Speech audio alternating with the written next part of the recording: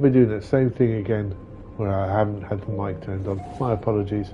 7 minutes of silence. Anyway, I'm just saying, I've already, before we started this morning, I already went around the 3 bases that are collecting gas for me and collected the gas off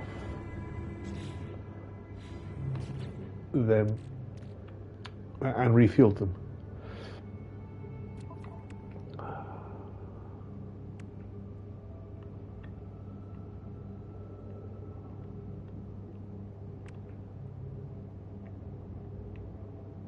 There we go.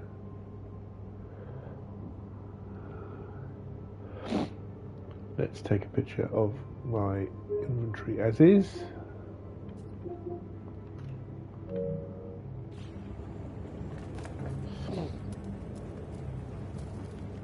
And I left some chromatic metal collected in the, I think just one unit of chromatic metal,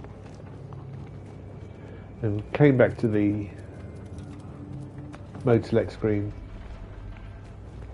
and started the game from there. And when I came back,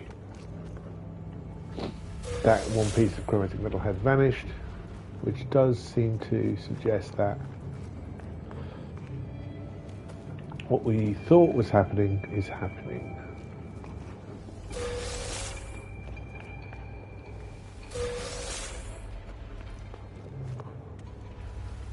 What do we think is happening? Well, we think that because I go back to the mode select screen before I start the stream, so I can find out which hour we are actually on.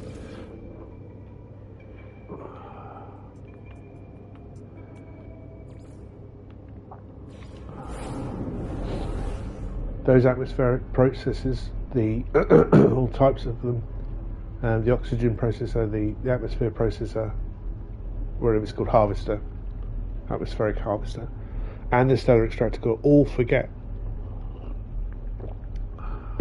that they were already doing something and just empty out.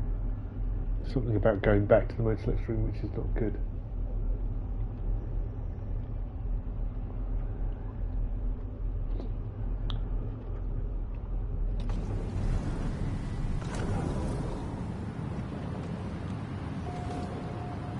Again, I'm on from a bug perspective, I'm on a PlayStation. And look, they aren't doing that. So I did refuel these and start them off again.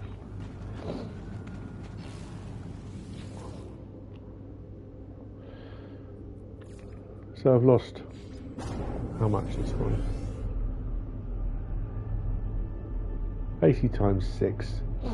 8 times 6 is 46. No, what am I talking about? 8 times 5 is 40. 8 times 6 is 48. So 480. I lost 480.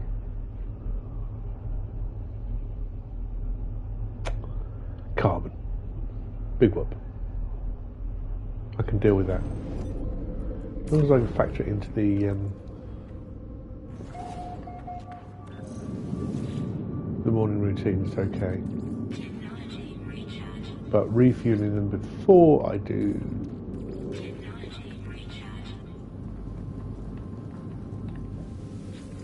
the quit to mode select and come back out again is a wrong. It's wrong to do that.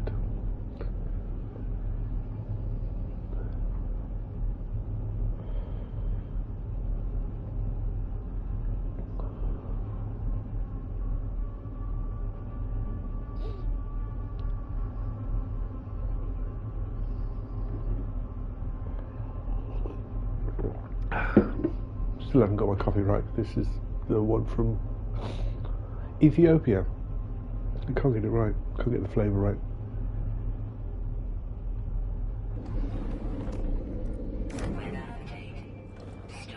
Though I wouldn't say it's either sour or bitter.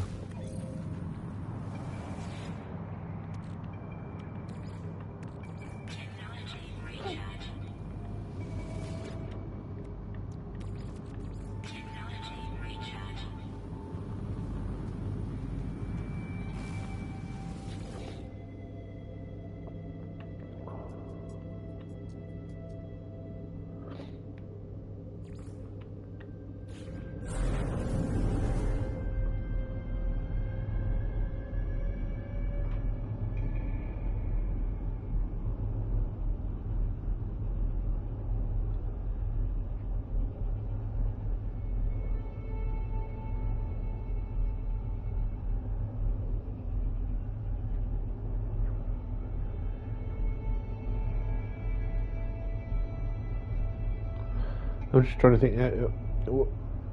So I could do that. I could collect the glass before I start the stream.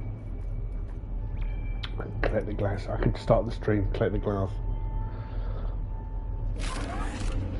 Gas, not glass. I don't know why I'm saying glass. Because I'm full of coal, that's why. Collect the gases. But I wouldn't have the title right.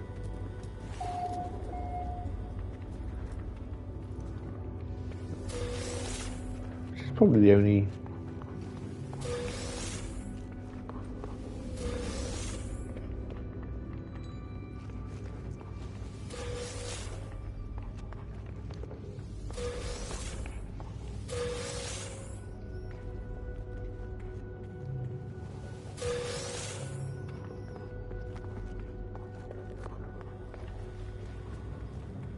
Alright, that's lots of stuff picked up from parking lot.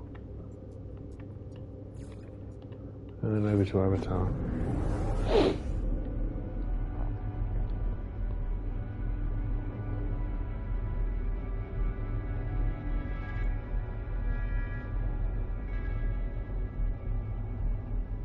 Because ideally I want everything that I do in No Man's Sky to be is streamed.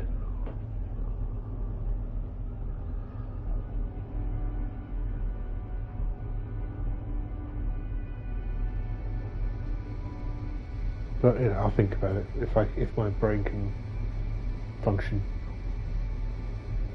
with these high concepts.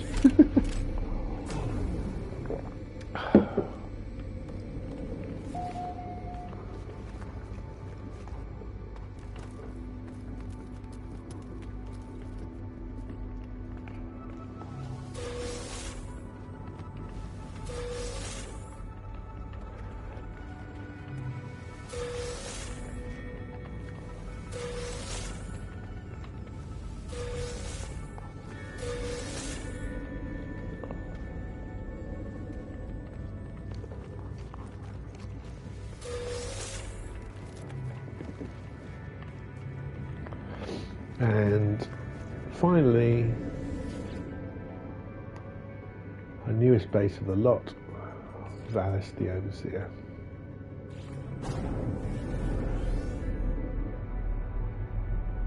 Is there an Overseer here? I don't think there is.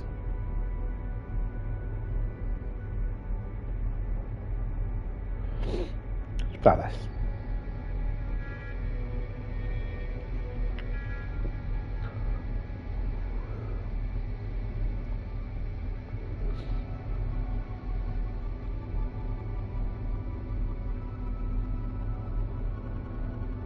Valis is the, I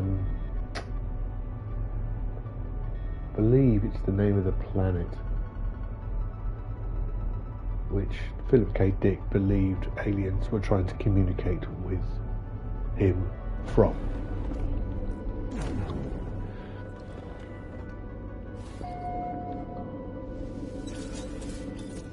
Tell you what, man, science fiction in the 60s, written science fiction in the 60s, was just on a... No, well, that's in the 70s, to be fair. On a very...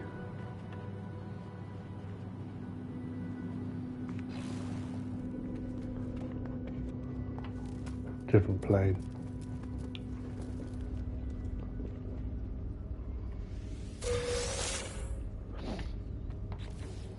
Okay.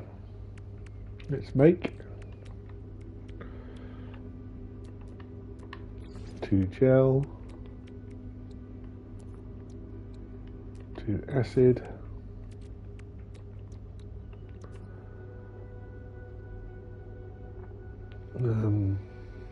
40 glass. I'm still sticking to the same morning routine for what it's worth. 8 lubricant.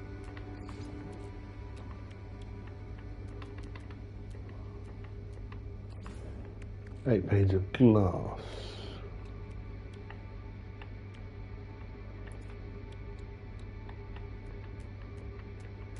Yeah. I think it's 3 polyfiber.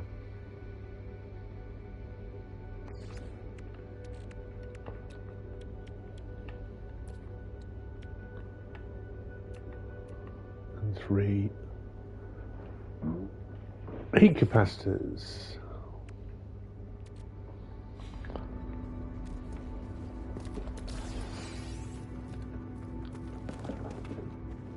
And that would be the production complete. So let's bring that up. Oh, move that out of the way and have a look at the screenshot. So star bulb is up 150, gamma root is up 100, fungal mold is up 150, frost crystal is up 100, Facum is up 50, frost crystal is up 100, and selenium is also up 150. Good.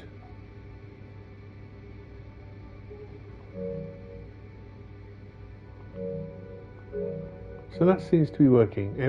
I've got a production cycle, and I'm also making excess in all of those elements. The other one I'm not counting is the Mordite, but I think the Mordite's fine.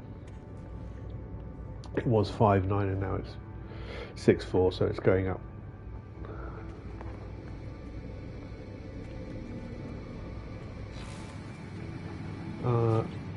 I am now on this Paradise Planet, which I found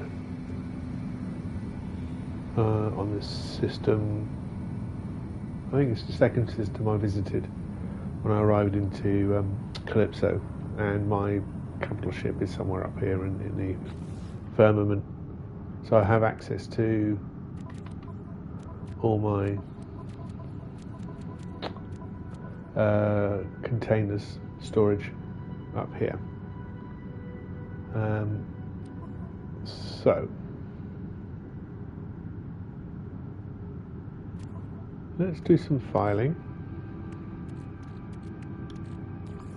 Indium. Yep.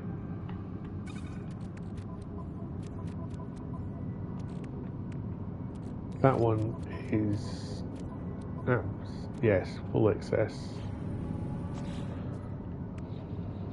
Iridesite I could store. I'll do that. That's sellable. That's sellable. Grantine is also in a similar position. Yeah, lots of that. There, special and individual. Activated copper should be stored. Yes. Storage augmentation can go into the Starship. That's random and unique. Portly and maroon. Yes, nice. I wouldn't say it was a prediction, it was just happenstance. That's unique, that's unique. Unique thing, these are unique. These are all sellable. Right, let's see what else I can make this morning. Still need multiple refiners, so I need fusing accelerants, and I can make 3 portable refiners. No, that didn't.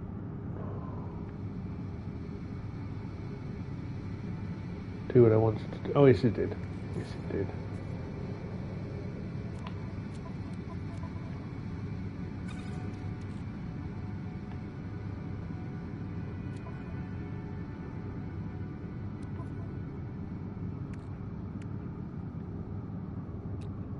One more.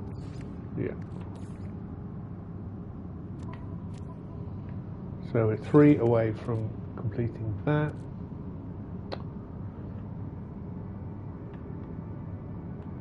This is a item on thermic condensate, and I don't have excess of thermic condensate yet. That's the other thing I'm trying to build up. That requires gas and condensed carbon, as does this needs thermic condensate and nitrogen salt. So we need a lot of that.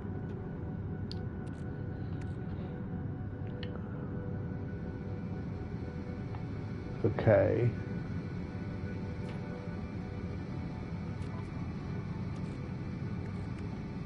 Bear with me a second, please.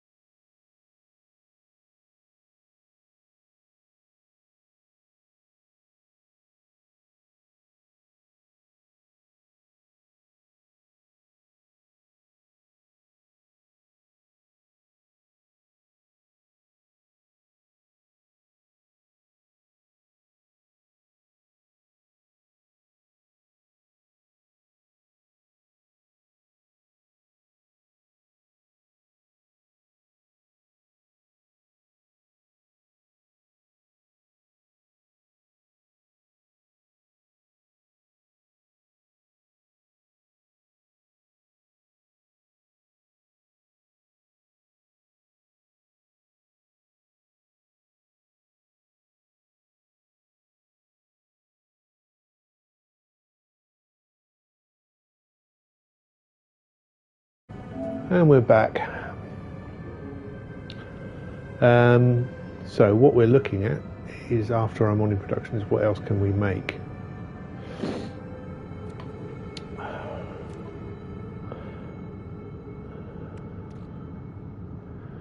These require circuit boards and superconductors. I'm still short on superconductors.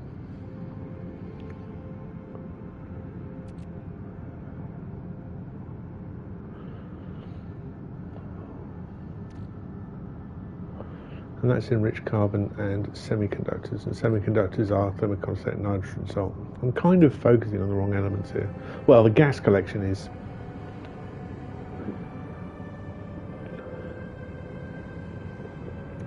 not incorrect. That's the right thing.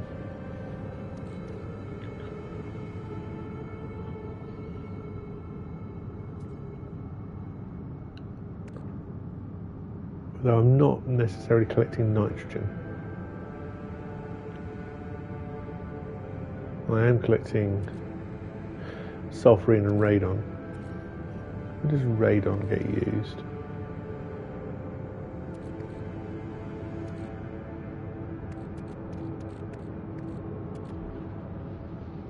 Thermic condensate nitrogen salt, that's nitrogen and condensed carbon. So nitrogen salt is similar to that.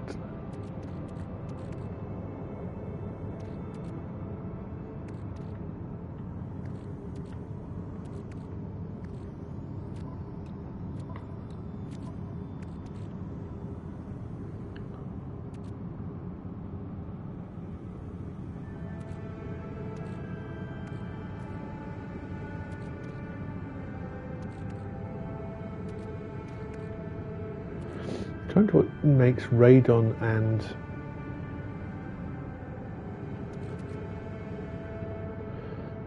which element is that? Which one? Radon and condensed carbon.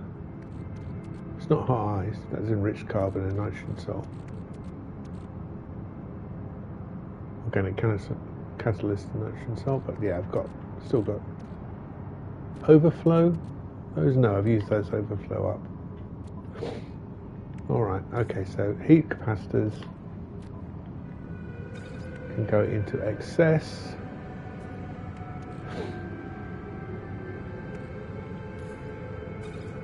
Oops, let's tidy this up a bit. There, that's better.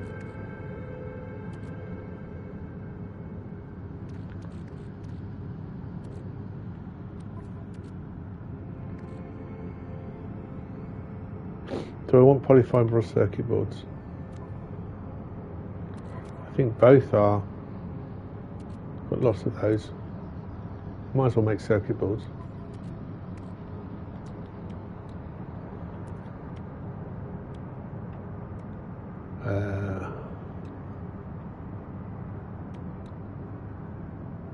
Oh, heat capacitors and polyfiber. So I need those heat capacitors back out. We'll make 3 circuit boards, and the acid and the unstable gel should make liquid explosives.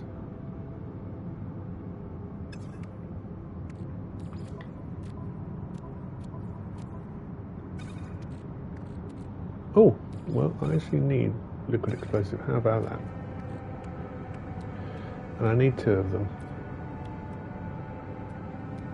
Oh, which is exactly what I want.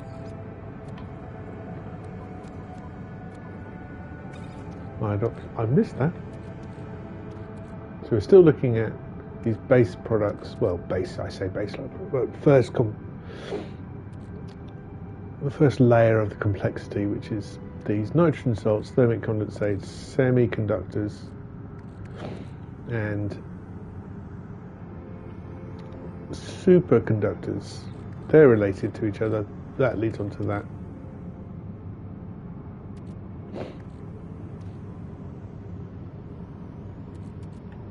And these take nitrogen salt and thermic condensate, and they're both low as well. Well, I could make more. I'm not producing any nitrogen. It'd be nice to be in a star system that produced nitrogen.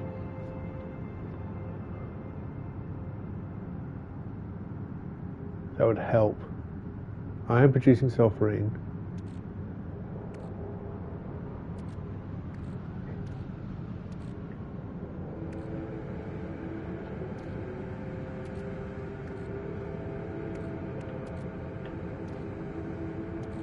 Just trying to remember what radon and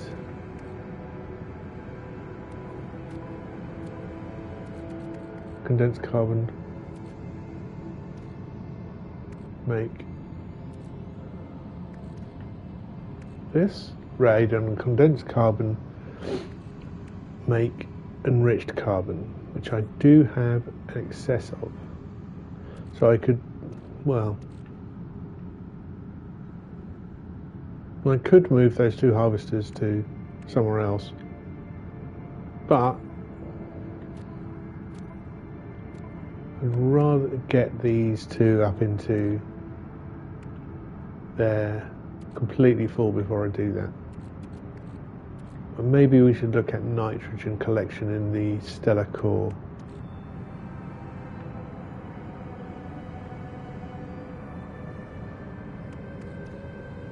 A reactive atmospheric gas can be found where there is organic life. Nitrogen is readily harvested from atmospheres of lush and toxic planets.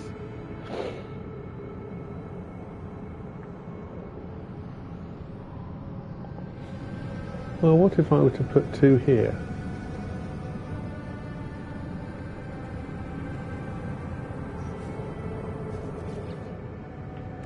Deployable technology.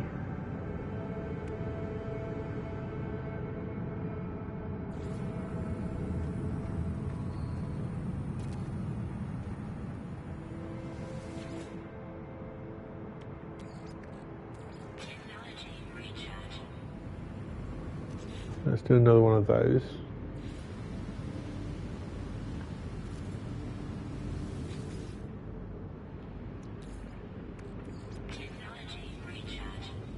Cool. Now, more astute watchers would remember I cleared this whole area out of condensed carbon, which is carbon crystals, which is the C+ symbol.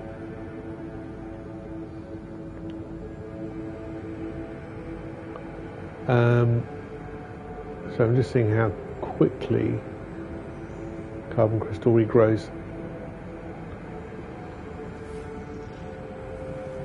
It's beginning to.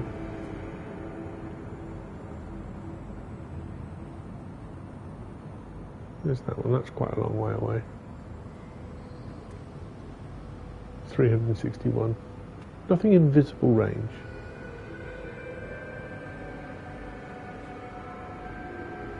There's one right over there on that hill.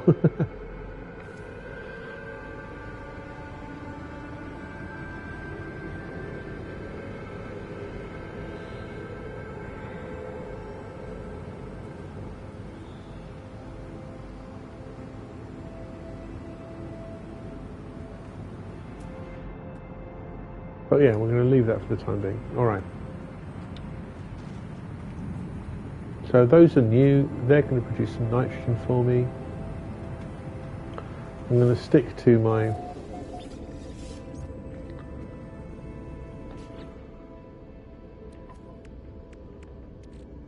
idea of just 2 per base, because 3 per base was one of the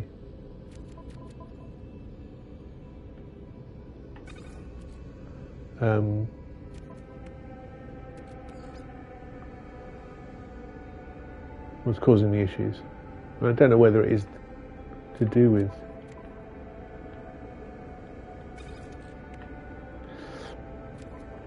it being 3, or whether it was falling foul of me doing the mode select bit and then forgetting. So we're going to stick to that idea of 2 and 2, and we'll figure out the other bits on the next cycle. Right, let's file some things away.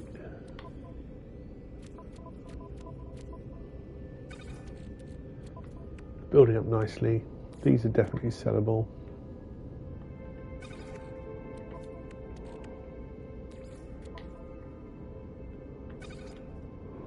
Oh, I can put that there. And to sell everything at profit, we need to go to a high tech, whatever. I think it's manufacturing that Living Glass does well in. So high tech, manufacturing, and mining economies to get rid of these. High tech, don't know, manufacturing and mining.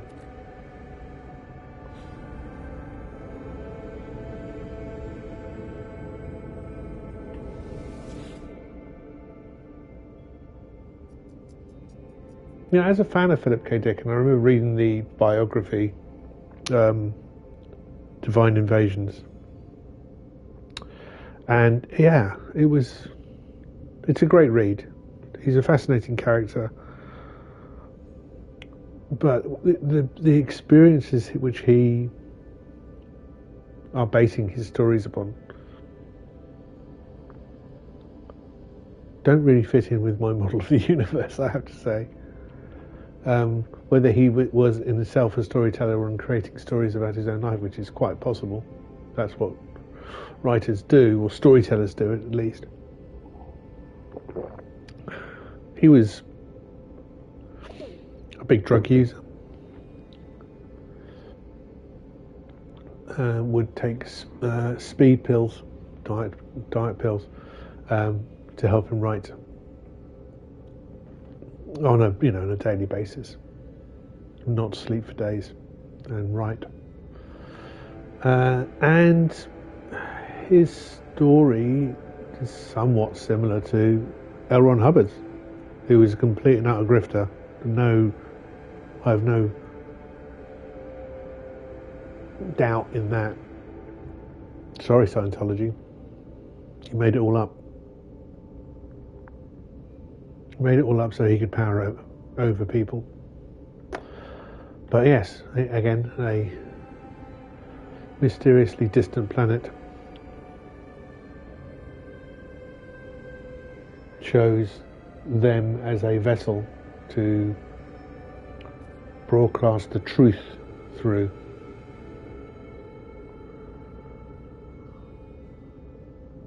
And I mean, the first question that you should ask is, why would a distant and obviously more advanced technology choose a writer of fiction, science fiction, to tell this story? I mean, potentially it's because they see the similarities in the stories they're already telling. But it just seems like a bit of an odd choice, doesn't it?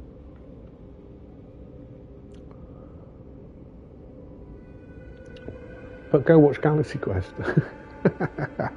That turned out right, didn't it? Again, that's an advanced race of beings who doesn't understand the principle of storytelling, or fiction, or imagination.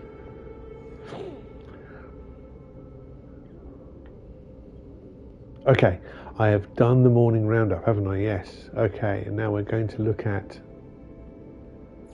space stations to sell goods. That's not where I am. I'm in here, which is a mathematically adequate economy. Slammed with faint praise. I want to go to a mining economy. This one was fledging. Wow.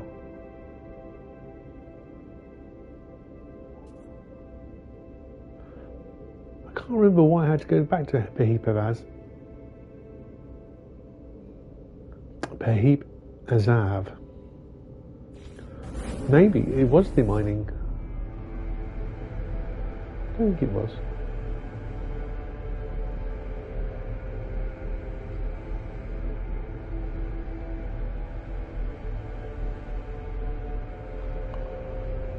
And Behip Azav, whatever, is way out on the extreme edge of, well, not the extreme edge, but pretty far out of Hilbert. Let's see what I can do here. Minus 4.3. I'll sell those synthetic fruits and those fresh grubs and the iron lily samples, the withered blossom. I like these, hairy fruit. The Indian can go, glass residue can go, and the cloned broad drop tubers. There's a lot of plants in these unique items. Korvax runes, that can go. Geodesite, that can go. 11.4 isn't a great price, but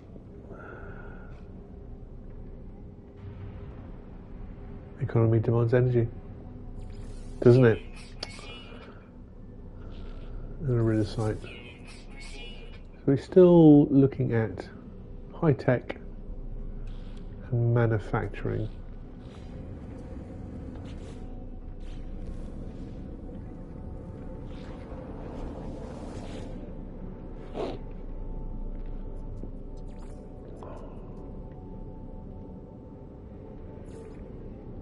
That's high tech comfortable, yeah.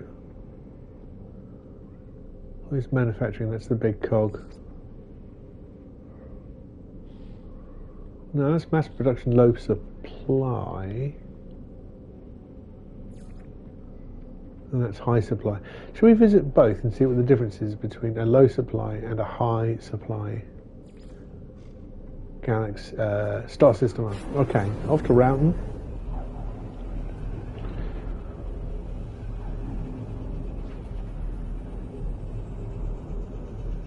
Shout out to Pete Houghton, good guy.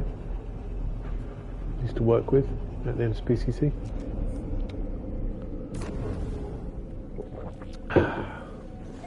And Neil Murray is, of course, as well, and Dawn, Stephen, Izzy, Vicky, and Delia. Hope they're all well. So here we are. We are in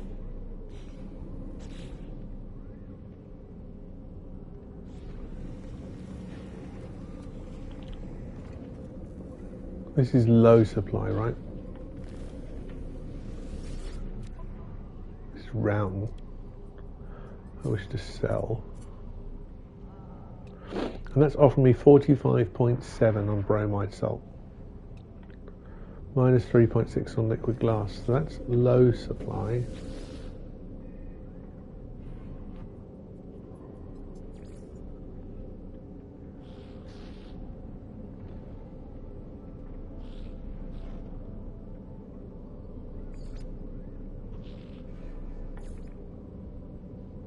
And this is a high supply.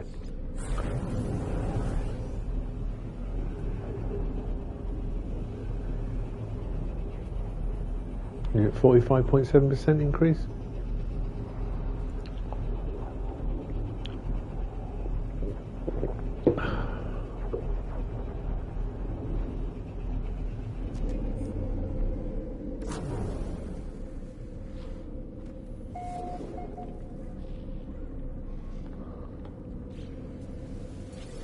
And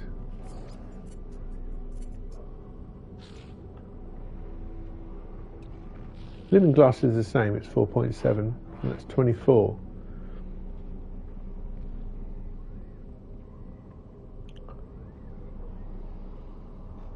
Okay, well, 24%. Let's go back to 24%.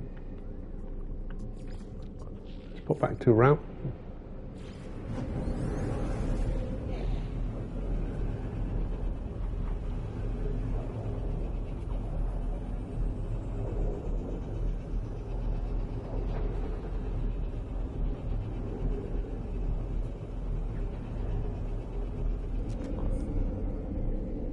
So I think this was 45%, right?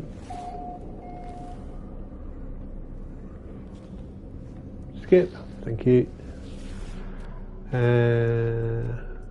Sell. Yeah, bromide side of 45. Minus 3.6 on the living glass, which isn't bad. I don't mind that price. I'm just going to keep it here for.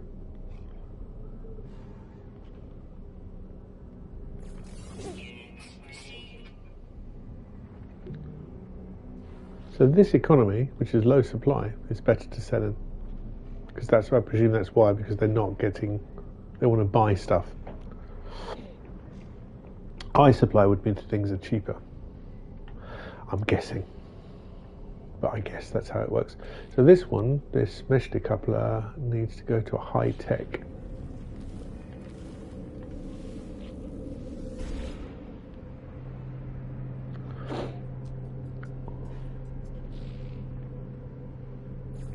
Space station.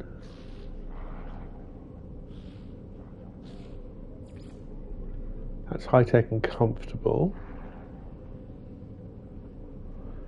What you don't see here is the star levels which you get on the galactic map, which is a bit annoying. There's Cami, which is high-tech and comfortable also.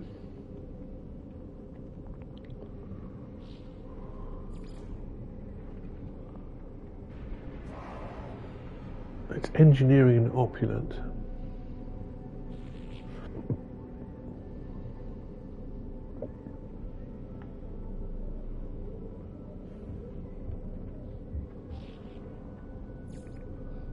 High-tech and balanced. Nano construction and booming. They're pirate stations.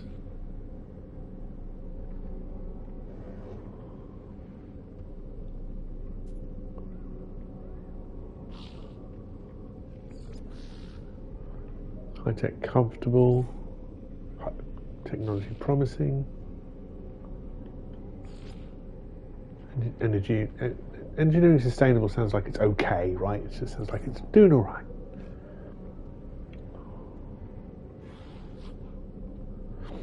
But what I don't know if high-tech struggling means that they are prepared to offer more prices, or they can't because they're struggling at the moment. All right, let's go to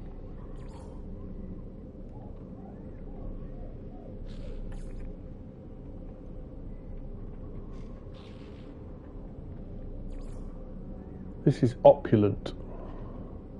Let's see what they're offering. This is Agsdal something.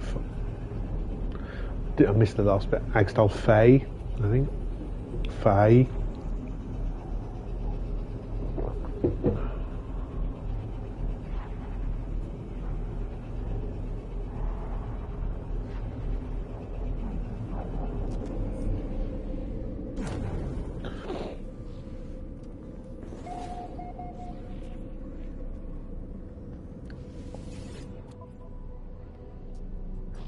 I want to sell.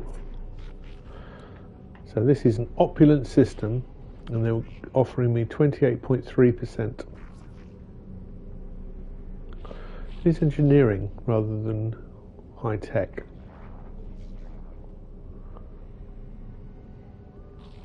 All right, 23%. Oh, living glass. Look at that. I'm selling that. Well, maybe not. I'll hang off for a second. So this is engineering opulent, 23% markup on the list price of mesh decouplers.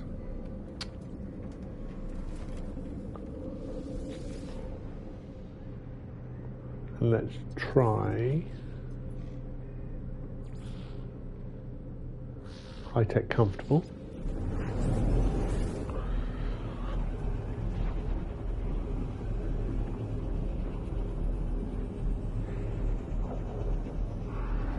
So it doesn't. I mean, it takes a little bit of time to move between star systems, and I am moving in incredibly vast distances, according to the actual geography of the game.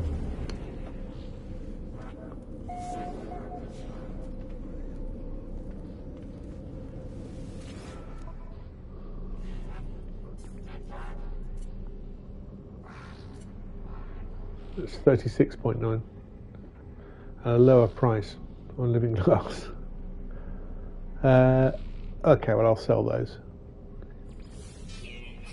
And we'll go back to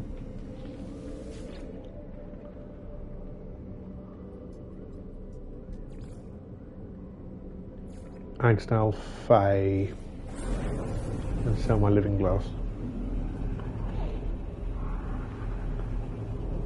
But by demonstration, I hope, and my stupid brain as well, it doesn't take a lot. Once you've travelled around a few systems, and if you try to make sure well, not try to make sure, but even just gathering through different systems which have different economies means you can shop around for the goods that you make or the goods you find a good price. You don't have to worry about any of this if you don't want to. You can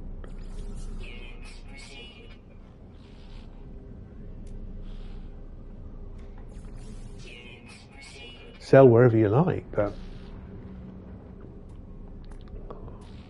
ideally you want to kind of really, want to make money. I'm not saying I'm rich. I guess I'm rich. 3.358 billion units.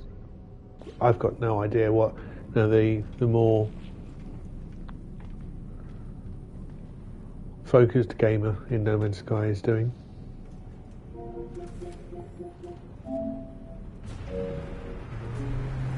Okay, well that's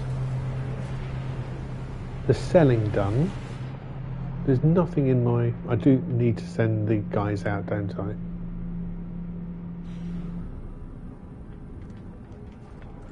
Shall we do that? Let's nip over to Grey Matter.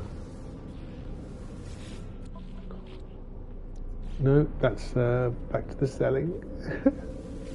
They're both circular things in the middle of the the space station. I can't be expected to be capable of remembering the difference between two circular things in the middle of a space station. But yeah. So from this old fool,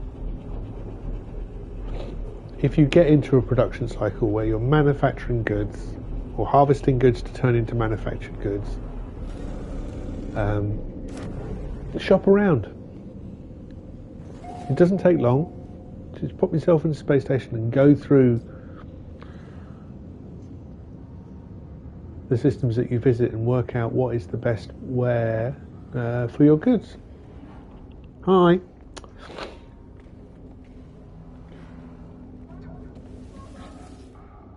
Okay. Right, so we're going to send out the frigates again. Well, we're getting a whole slew of new navigators. This is Navigator Zokoronu. Welcome aboard.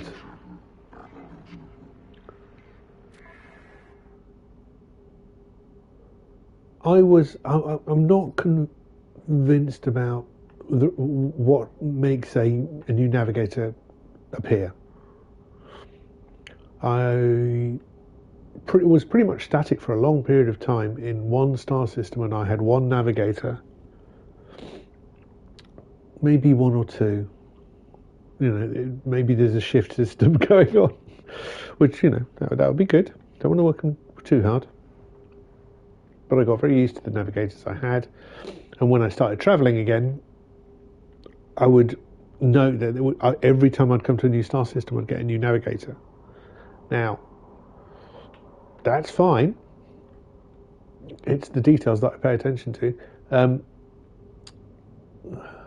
and the way I write that into my own metagaming lore of No Man's Sky is that navigators are local to the star system you are visiting, like a pilot is when ships come into dock.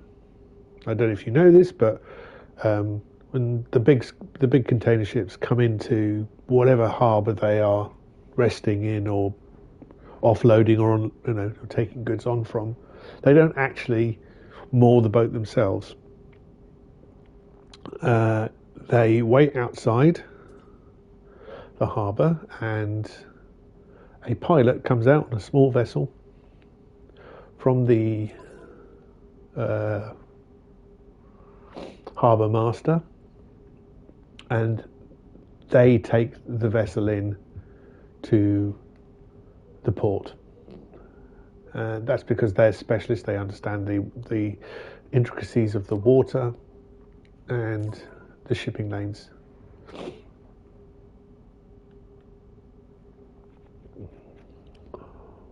The captain is still the captain at this point, but they hand over the control while the vessel is coming into port. Right, okay, what are we doing? We are setting out an exploration mission. 2 stars. exploration is moi. The reason I choose, even though that it's not necessarily, organic vessels I haven't really played with, but there seems to be ways that you can move the actual attributes that you have available around by feeding that vessel. I put that in quoted marks. I haven't played with that at all. But that's 4 stars over 2. That's fine. We've got support vessel and an organic vessel, and that'll do enough.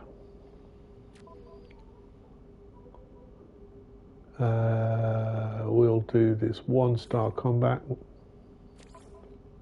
I want 3 stars. Ubik or close to the edge. I think Ubik's turn to go out by themselves.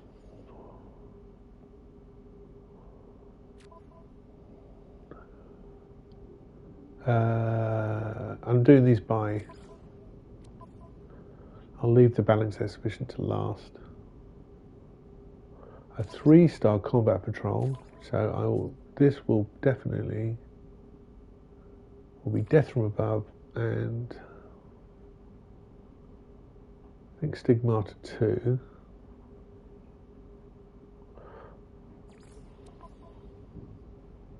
I need more fuel. For those of you who think it's always raining in London, right now it's raining in London.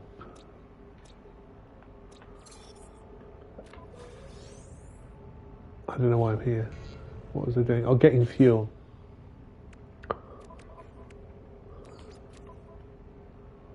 Close to another fuel run.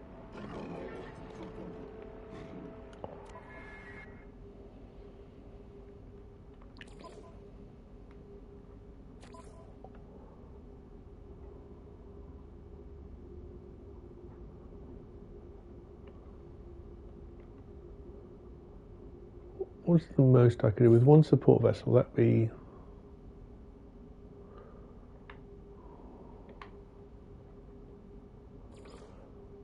88 would be 4 stars, right? Yeah. So I'll take out close to the edge. I said death from above and Stigmata.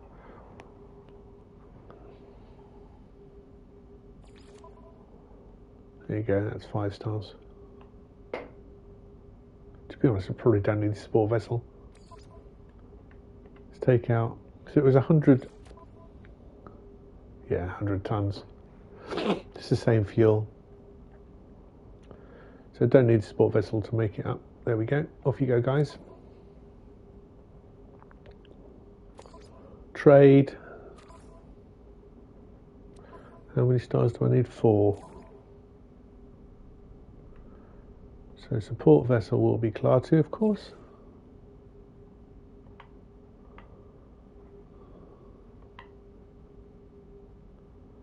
Which is 30, and I want 4, which is, PXR 5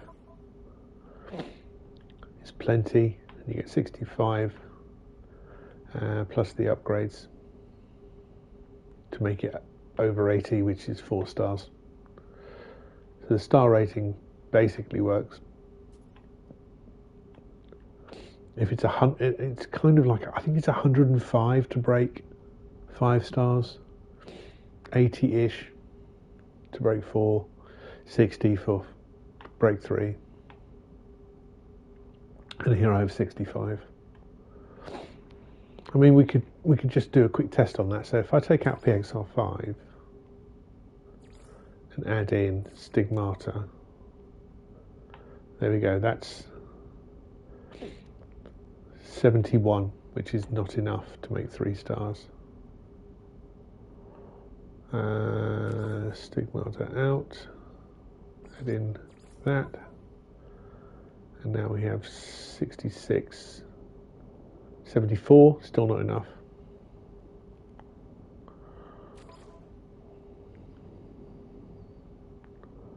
Next one is Scanner Darkly. which is 79, and that's still not enough to make 4 stars. So we will choose either PXL5 or Anatherm, and I was going to choose PXL5 because I don't think it's been out in a while. And now we have 4 stars because that's over 80 odd, whatever the actual limit is. Off you go, guys. Have fun. Trade. And this balance exhibition, I'm just going to give support vessels to.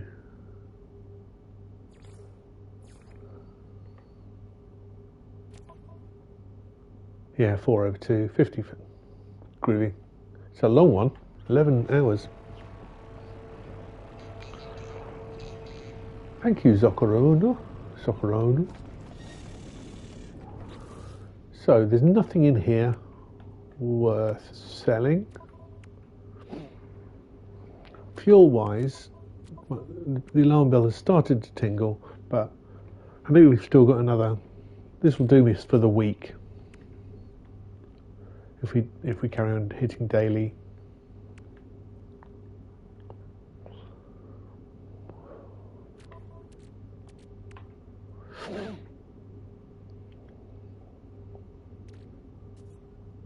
I'm just looking at my. Ooh, what did I use there?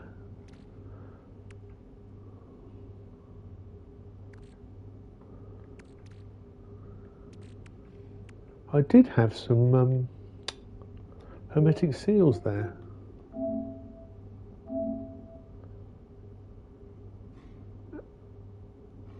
And oh, I built those atmospheric harvesters, didn't I?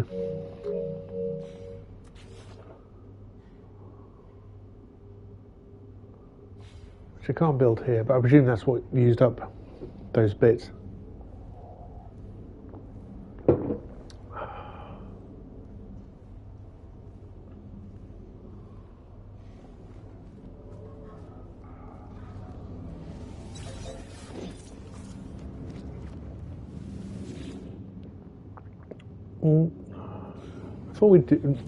Before we nip over to Dungeness Crossing, I keep pressing that button. I wish to just check. Where is it? Log. That'll tell me if I'm required. Yeah, I am required. There's a settlement management decision to be made.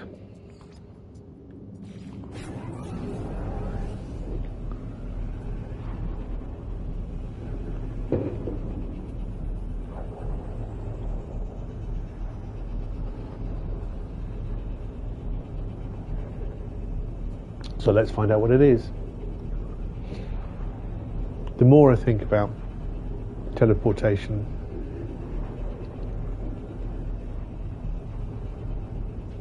oh, I see there are 2 ways it could go.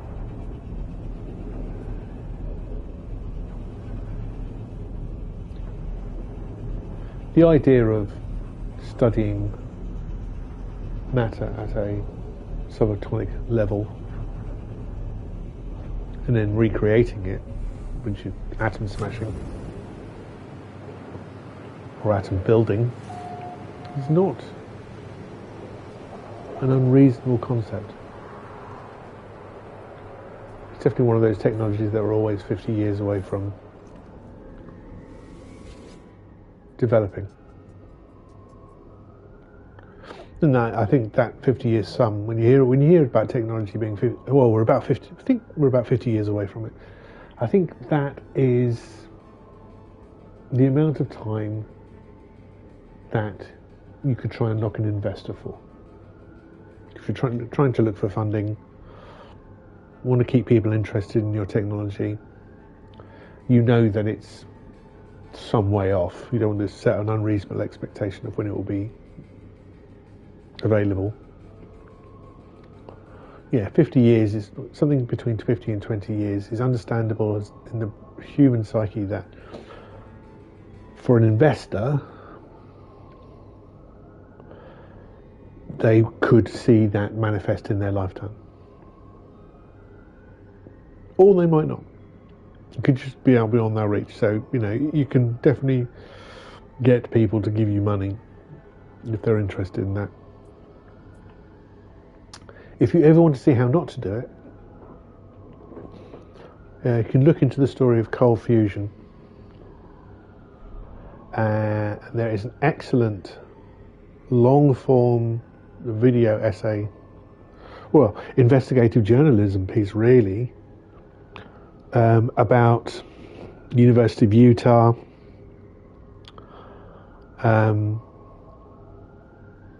their discovery, and I put that in quotation marks, of cold fusion back in the 80s, late 80s, mid to late 80s. It's a fascinating story and keeps you guessing all the way to, well, not even to the end, but yeah, just the characters that are involved, the arguments that happen, the lies that are told, the belief that some of these scientists have in their own ability. And dear reader, we have not got cold fusion yet. So what's the policy decision? Okay, so apparently not only were they using activated copper consumption, are resident philosophers now worried about the craze of gamma root consumption amongst the citizens? They feel a new tax would reduce their worries as well as being beneficial for the settlement's finances. Alright, we are going to tax. There would be 10,000 in productivity, which is this figure here, so it should go up to 996. My happiness is currently at 100%, so I can, and possibly in excess of that. So I'm going to tax.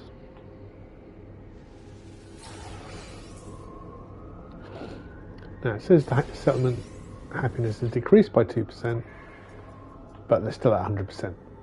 That hasn't gone up.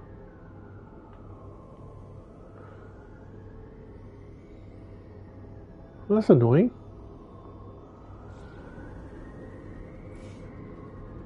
Settlement productivity increased by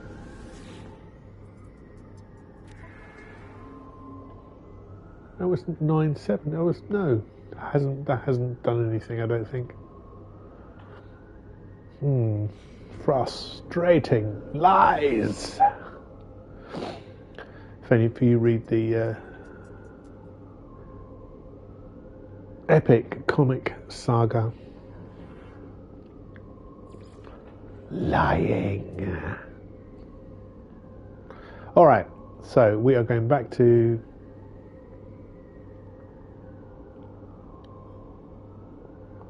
thinking whether to do another gaseous collection run, but not yet.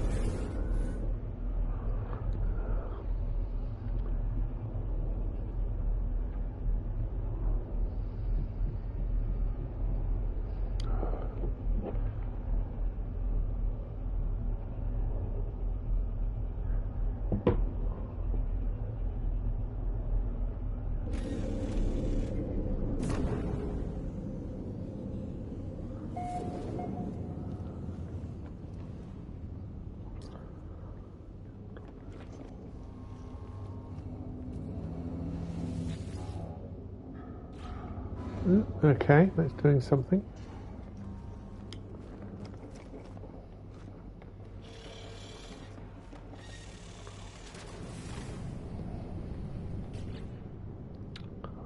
And we were looking at just doing some more exploration, I think, this morning. We visited all these worlds. Some of them I'm very close to finishing off from an animal perspective, at least. There's a rare underground animal always active, which I have not discovered. Rare underground always active, and that's on Etsophian.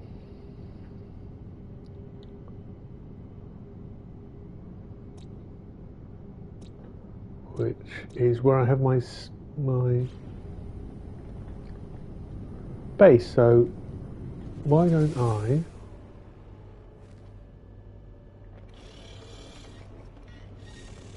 this seems extremely lazy. Save some fuel then. Let me beam down to Valis.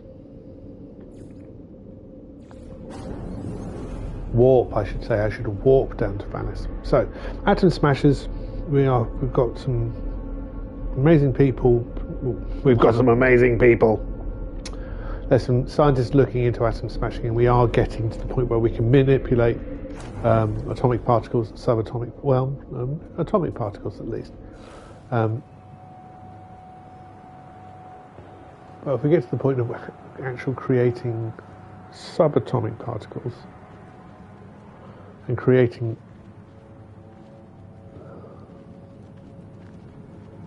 atoms from that, then we can start to create things. Atoms from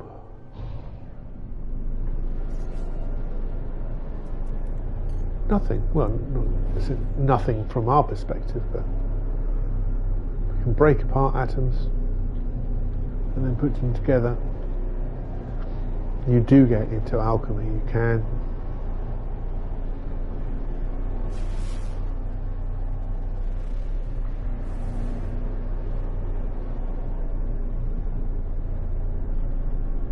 Turn lead into gold by manipulating the. Oh, there's a cave.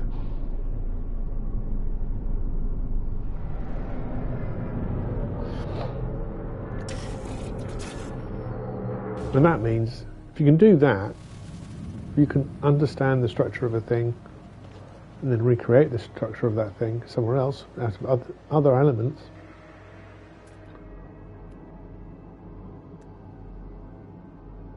Then, oh, it's there. Ta-da! Let's go and say hello. Don't be shy. Hello, mate. Have some food. Yeah.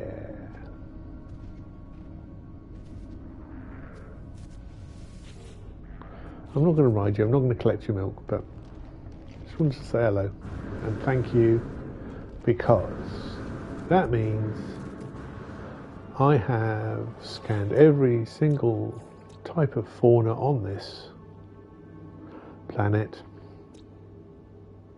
which means I get 3,250 nanites. Yeah! So that's one way of transporting something from one place to another.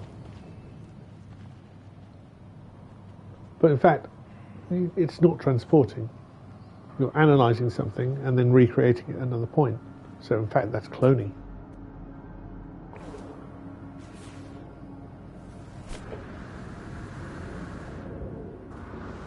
Now, good. We have the ability to clone things.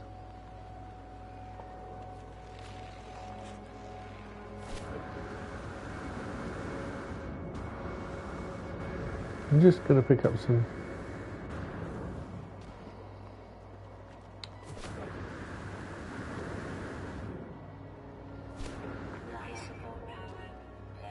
that's fine.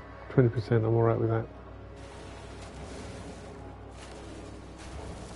I'm on a relatively benign planet. Now I'm going to take down this forest.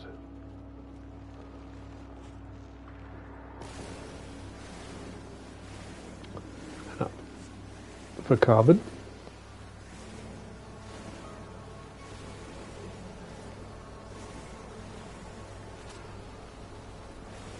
And I think we've been through this before, but if you look in the top right hand corner, you can see the heat of my mining beam getting hotter. Now that's a good thing, because if you look at the numbers, as it gets hotter, it produces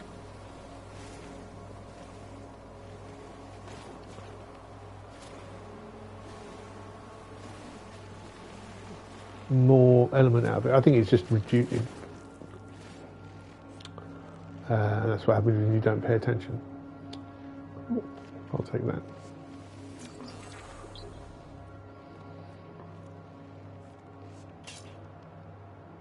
Oh, my actual weapon charge was depleted. Here we are. Looking for that 0. There it is.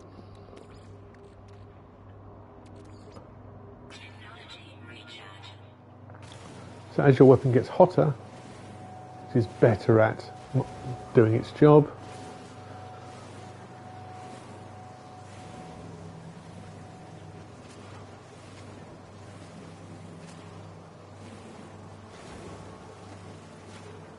Which makes it quicker to do resource gathering.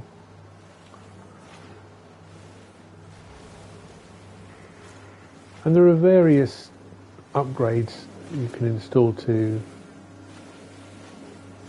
make this more efficient. I've got lots of cooldowns, so it takes a long time for my weapon to heat up.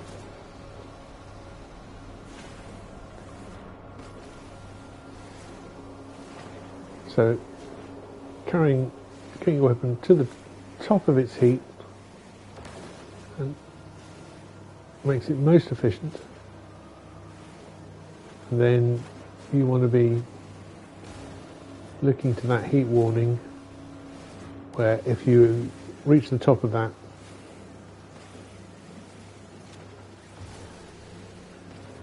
it will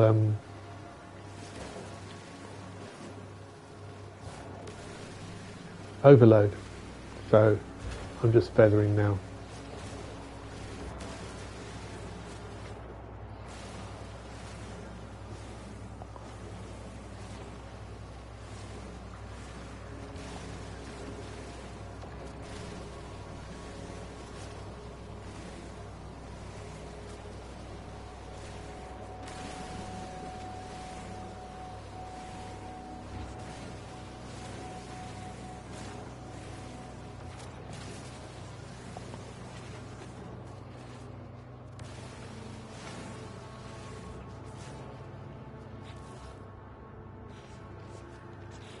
Look at the multi-tool. This is my mining beam, and we have these 6 modules, upgrade modules surrounding it. This one increases the mining speed, but these are the ones that are helping with a very smooth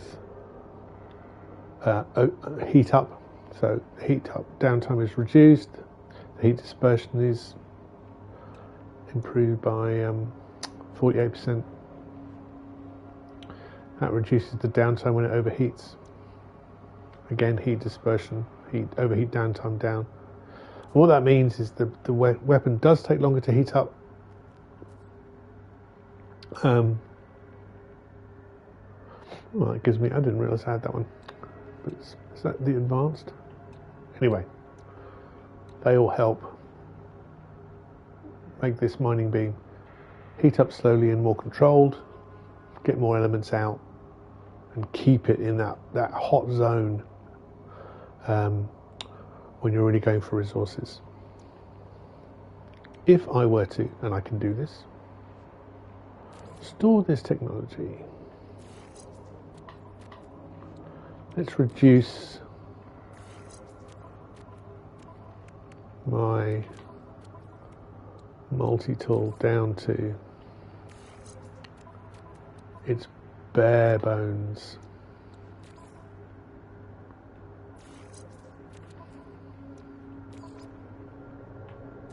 And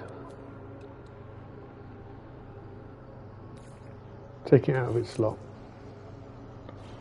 Now let's see how it reacts. Let's move over to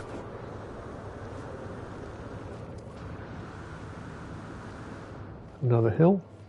Now let's watch how quickly that takes to heat up, and look at the numbers it's producing. It's getting 48.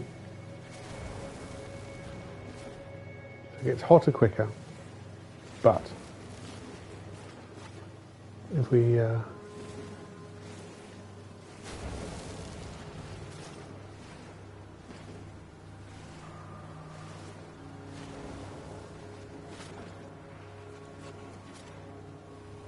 Let's actually overheat it. Right. It's not bad. For that 48, let's move that into the slot. Let's see what happens with it overcharged. It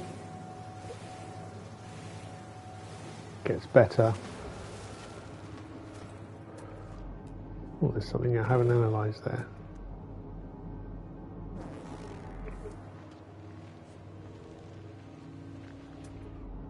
Is it the horseshoe? No. There.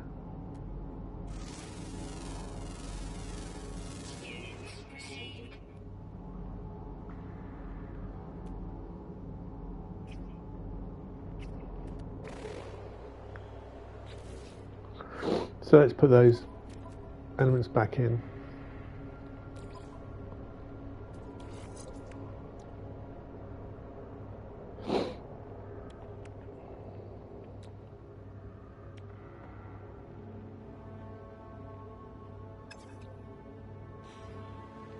I did just notice that, yeah.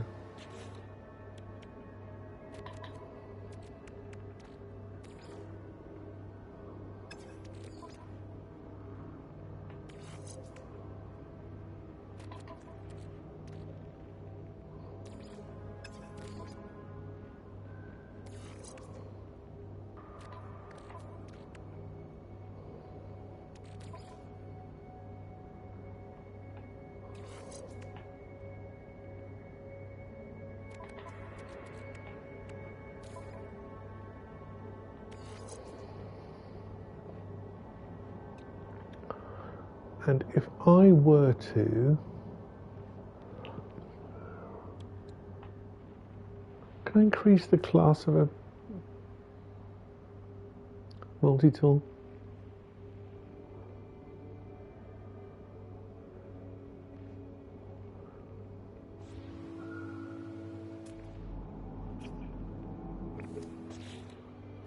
Anyway, I was collecting some carbon there.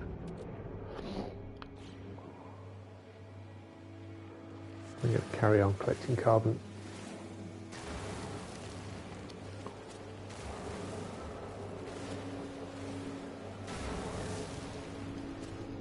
And it's definitely one of the great benefits of finding paradise planets. You don't have to worry about the weather.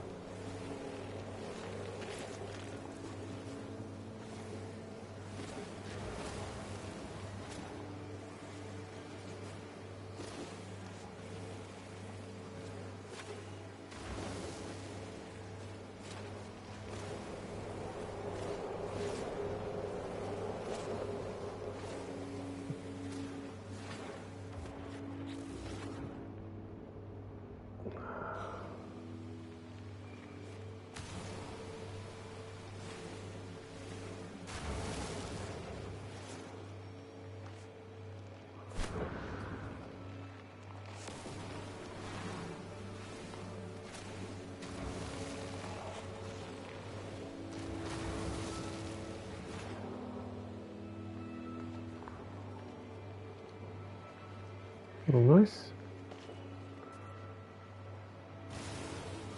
Let's take out that condensed carbon as well.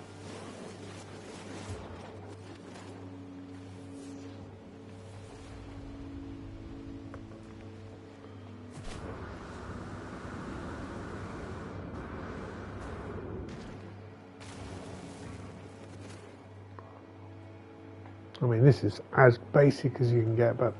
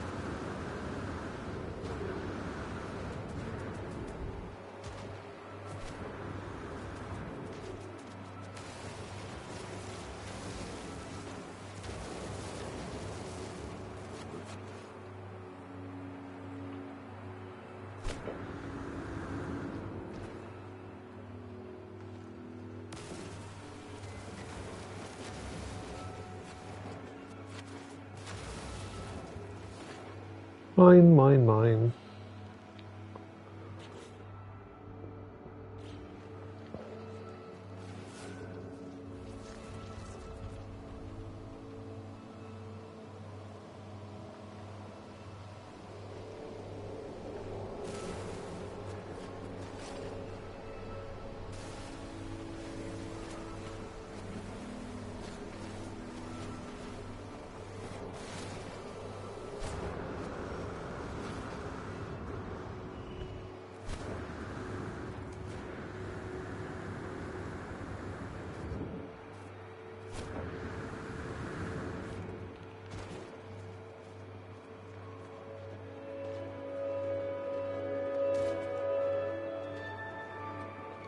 Pick up some oxygen.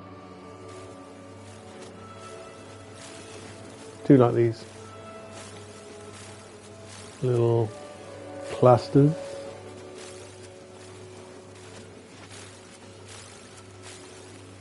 You get now? It's kind of what would happen in nature. Like fairy rings are told still, so I'm not going to take them all, but... Oh, look at you. Big old crystal. Condensed carbon.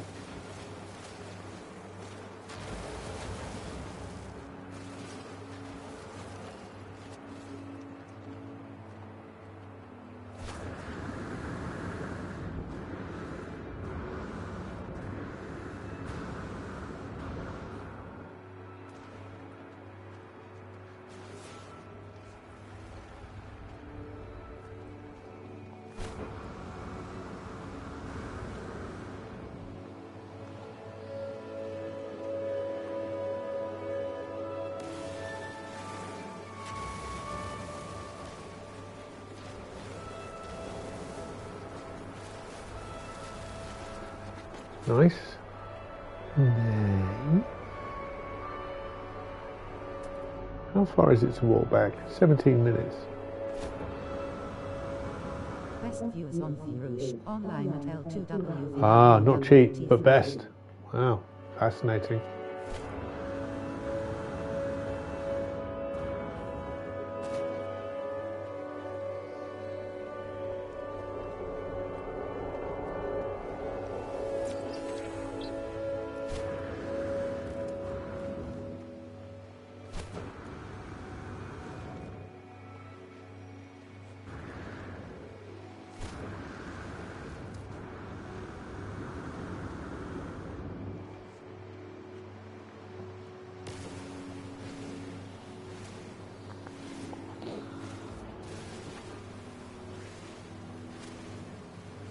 Look, how much carbon have I got? Almost a full slot. Couple more trees to take out.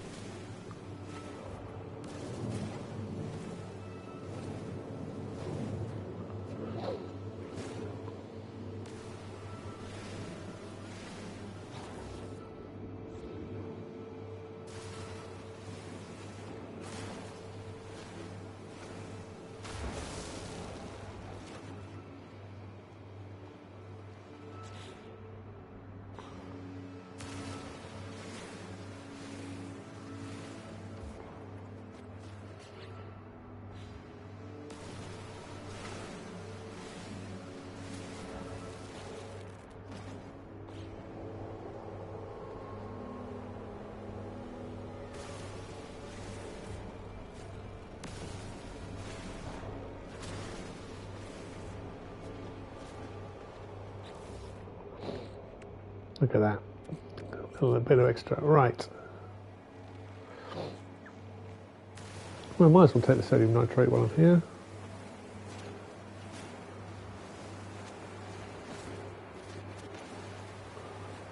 Am I walking on the way back to base? I don't think so.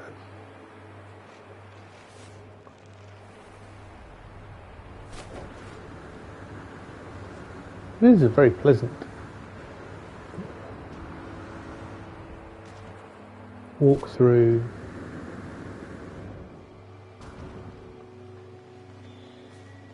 these fields of Estophian, W24. Etsofian. Ed Sofian.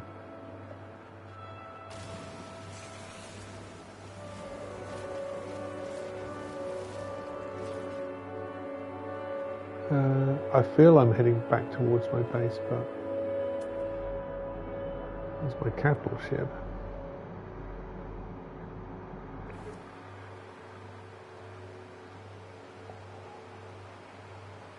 There's my ship.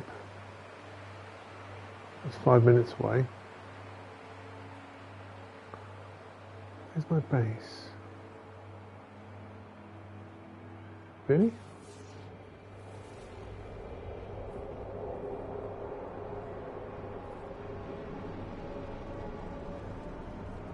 Am I going blind?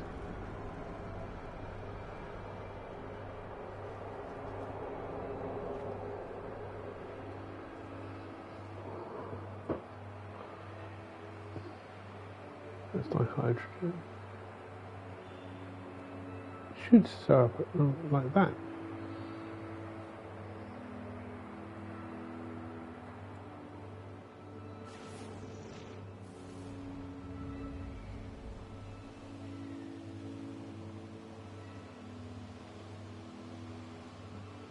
There it is. 16 minutes away by walking.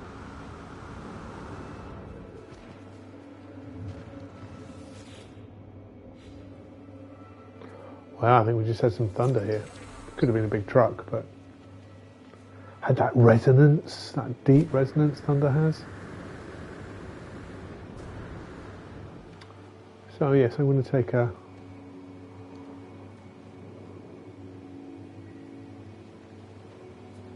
more leisurely stroll. Got some condensed carbon.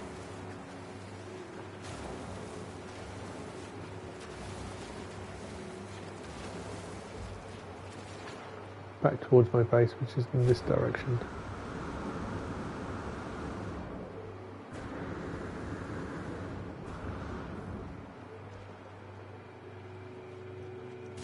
Well, as I'm here.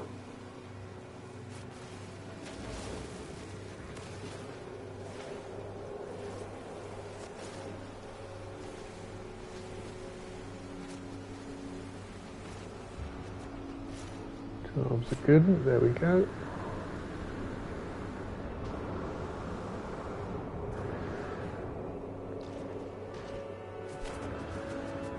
Planets do have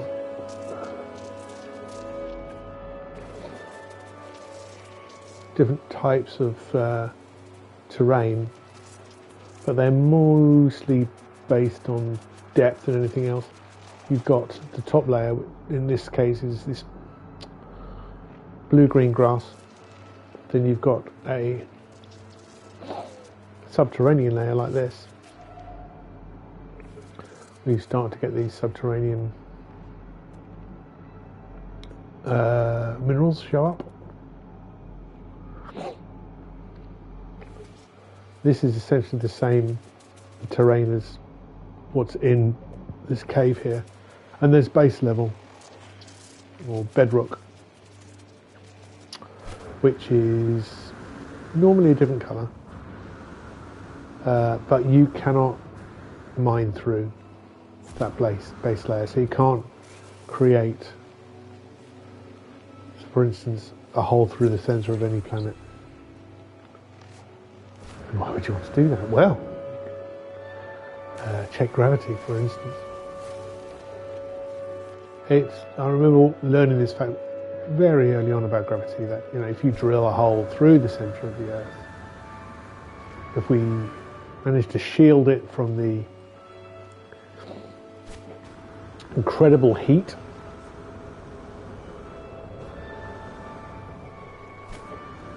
that you would not suffer, but have to put up with, because obviously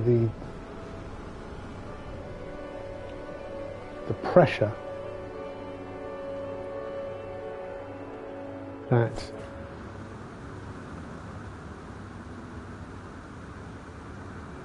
the inner layers of our planet is under from the outer layers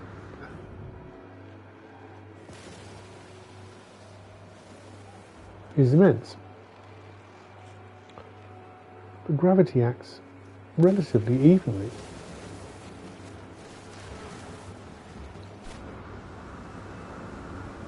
So if you jump down that hole,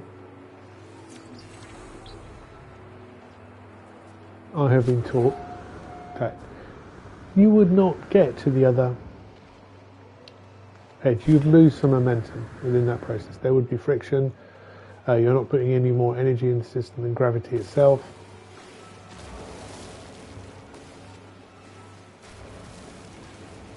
So you would come out very close to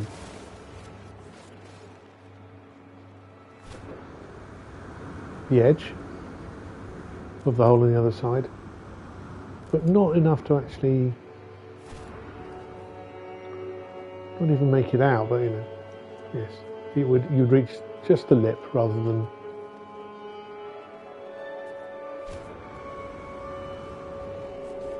make it all the way through. And you would then start swinging the opposite direction, and again you'd lose a bit of momentum on that journey. Oh, my suit's just about to run out. That's fine, I don't mind that.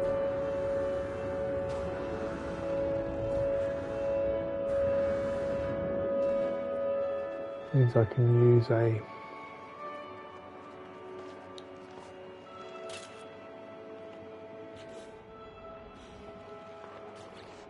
life support module thingy.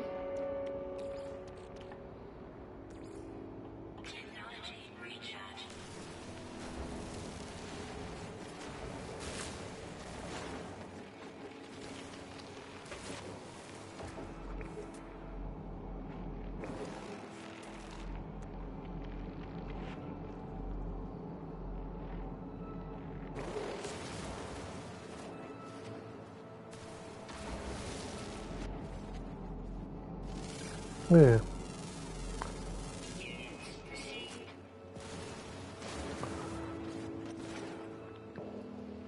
On all planets there are some similarities, and this bulbous flora is one of them. It's very common, but it's always a different plant. And because of its irregularity, I don't often remember to scan it. Same with, there was a sodium plant back here. The sodium and oxygen plants, they're also generic and unique. There we go. So let's recharge my suit. Life support with a life support gel.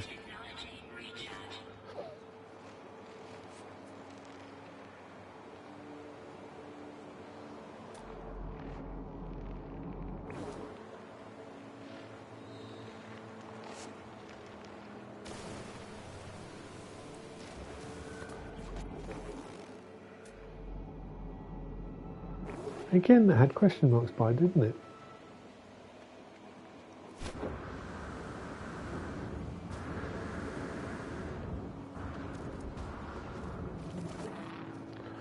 Other things, other plants like this, for instance, this is impulse beads.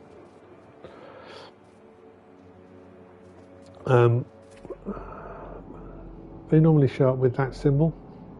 Not just impulse beads, but any sort of local crop which produces stuff you can put into your food refiners, they don't need scanning. Well, there was a question mark there.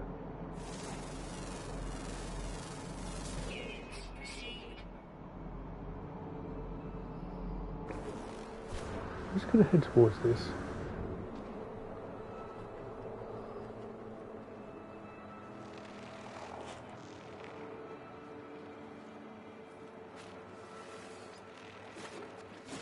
Huh. I didn't realise that.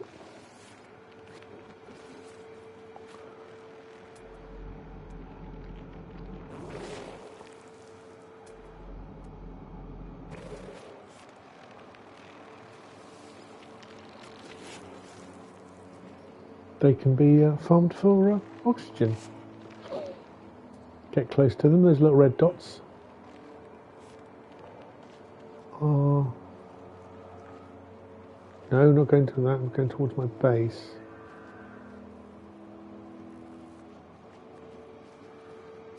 Which is that way.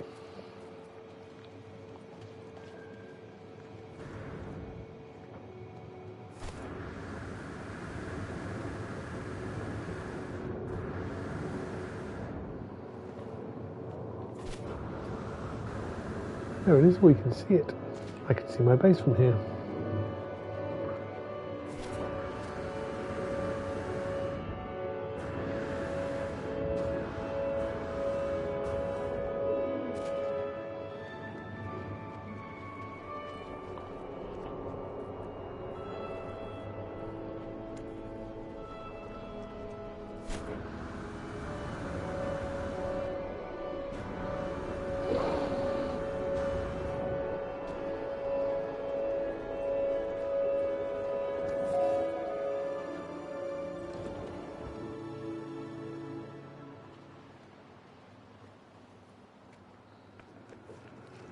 Bring my ship back.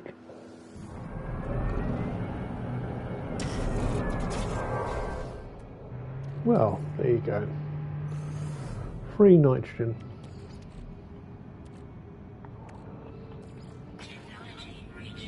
The reason I was plating carbon was just so to make sure I've got enough carbon to keep fueled. What's fueled? Fueling these harvester processes. I'm going to... That should tell me that the other harvester processes will also be ready, so let's go pick them up.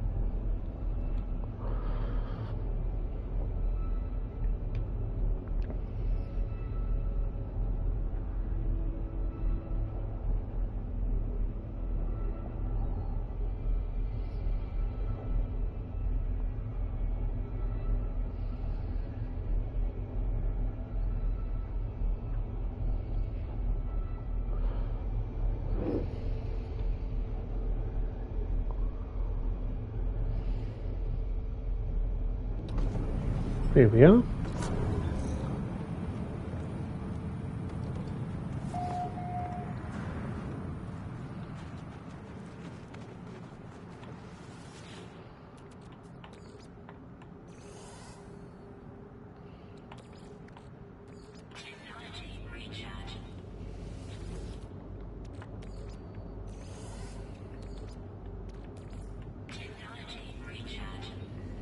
Okay.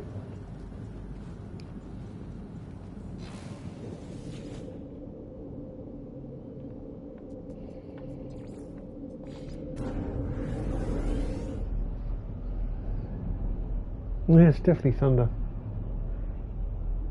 I live very near an airport, so you know, I'm used to low rumbling, but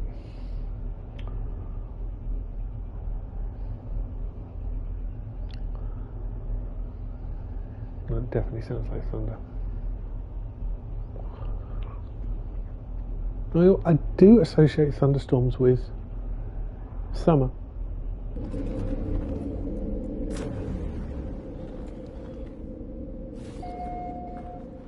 More than winter. Oh, fuel it.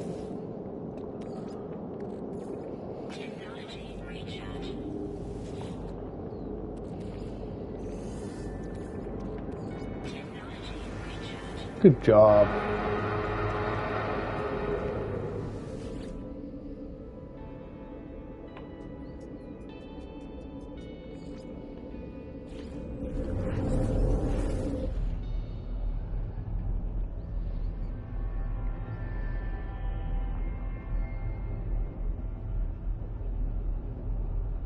It's a very grey and wet day.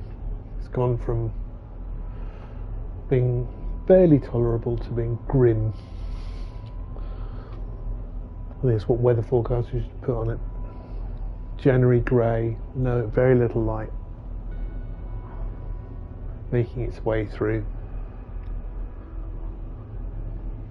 as we're so far up the sphere in the winter.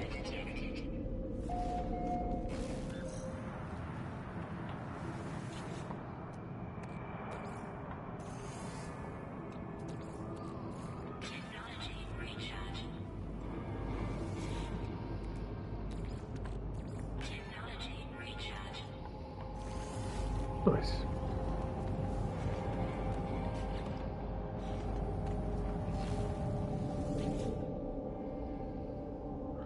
Back to grey matter.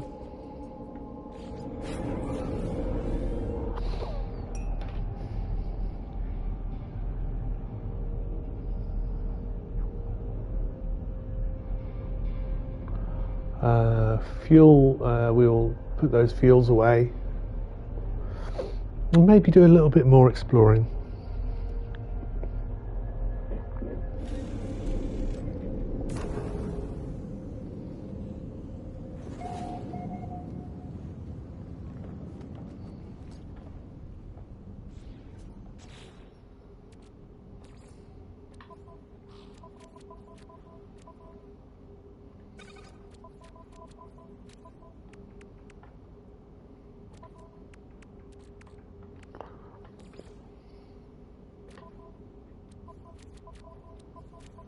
There we go, that can go in there. Radon. There. Sulfurine also in that.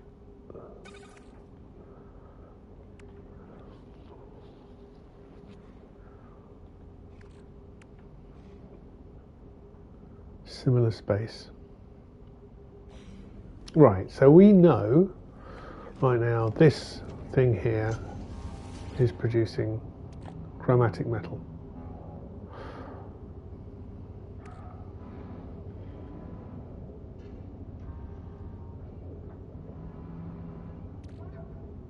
Now these descriptions of gases are all about what planets you will find these environments on, which is fine, but it doesn't really help this thing.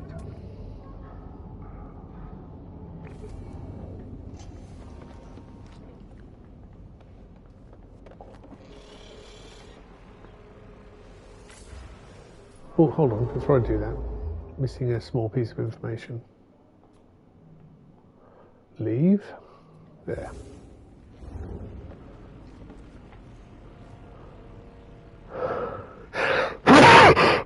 Excuse me. Oh, my apologies. It's one of those weird things about sneezing. So the stellar extractor core says to me, I am processing yellow class stellar material. And that makes chromatic metal, not nitrogen. Yellow class stellar material.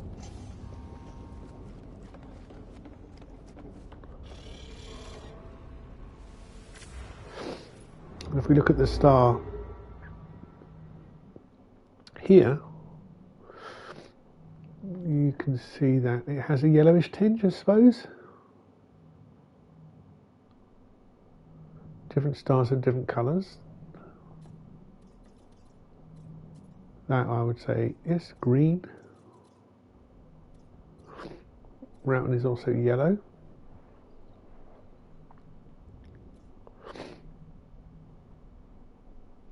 That was definitely yellow. That's green.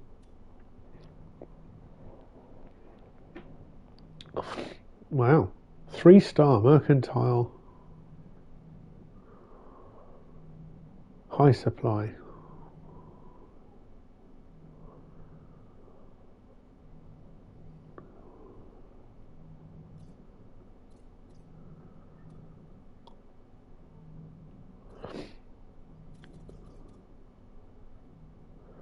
How many different colours are there? There are, well, I can see yellow, green, blue, and red.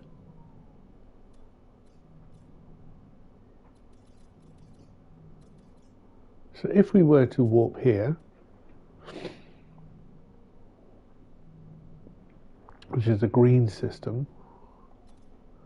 Now, if there are 4 colours, yes, I mean, my mind is saying to me, okay, there are 4 colours, and there are 4 stellar gases. Right, so that should be blue, that should be green, and this is red, but chromatic metal is yellow. I am, because we've got no risk at the moment, really, I have this fear, and I don't know whether it's real or not, of losing my my frigate if I move the capital ship, but I'm going to move it very small, very locally. I think it should be fine. So one of the things I did want to play with was if I took my capital ship in one galaxy, send all of my frigates on missions, and then jump to another galaxy with my capital ship, will the frigates find the capital ship? And I think it will. I think the ship doesn't the missions don't really care. They'll go back. They'll find their way back. But, you know, in my personal understanding of law, it shouldn't. Those poor frigates would not have the capacity to jump. But what do I know? All right, so I'm going to jump the capital ship over here to Telforny. We'll probably end up in Alden's Islav. This is a green star. Now, you can put different filters on how you look at the galaxy. This is no filter. So this is its natural colour. We have economy, which is linked to the type of economies that you're looking at, and there are, I think, 6 different colours there. You have conflict scanner, and again, there's probably 3 types of colour, or 4. And green is the lowest. I would say yellow is probably intermittent, and red is really dangerous. Lawless.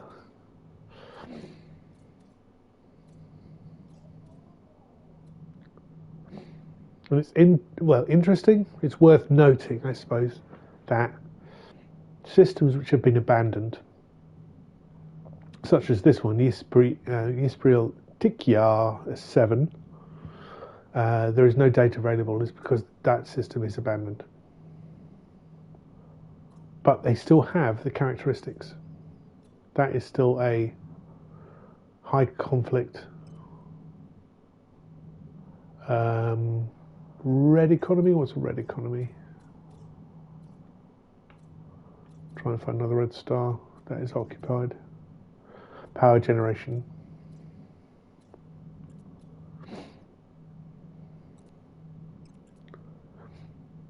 And that is, again, white. Would we say that as white? Which means abandoned. Again, you've got colours for each type of life form. We're currently in Alden's Islav, which is a Gek system. Gek is yellow. Korvax is blue.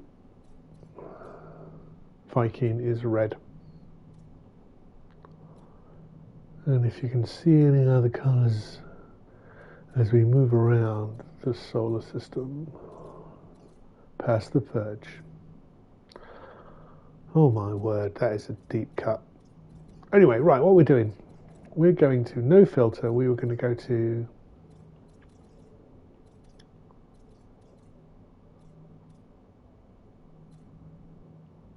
this little star here, this little green system here,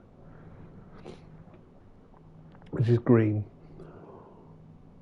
Star is green. Untroubled, mercantile, and we will warp there.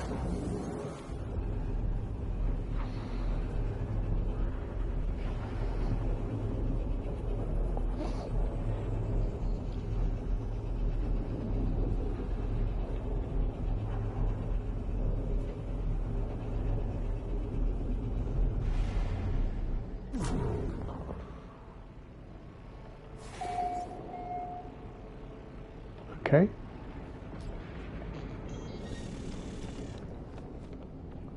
No player has been here before. And this is a green star, and I guess it's going to produce sulfurine. We'll find out in 3 seconds. No, 3 seconds. 3 minutes-ish. Activate the planetary probe. That means these are now registered discoveries by me. Hymal means cold. You can also tell a planet if it's a carbon environment by looking at the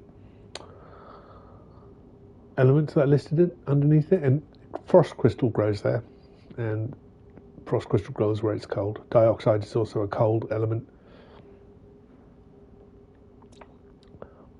This is airless, and therefore doesn't have much in resources. A Xeno colony, interesting. Starbulb can mean lush.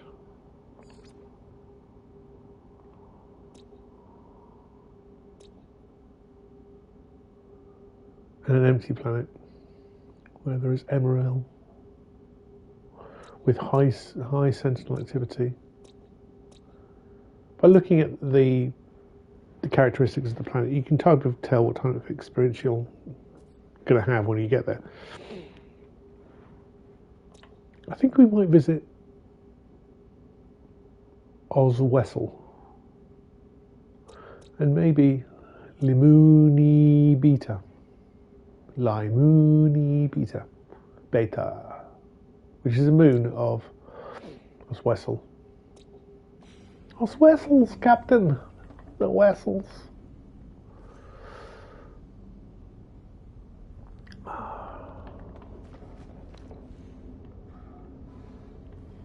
Okay, well, let's get in my ship.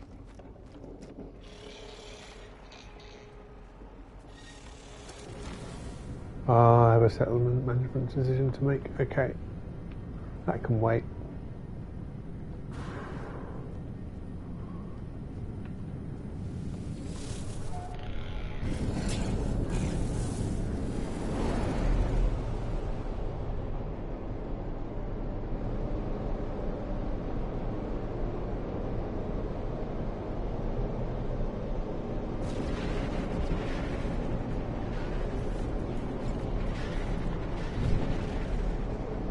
When we came here because it was green on the map, I wouldn't say that's necessarily green.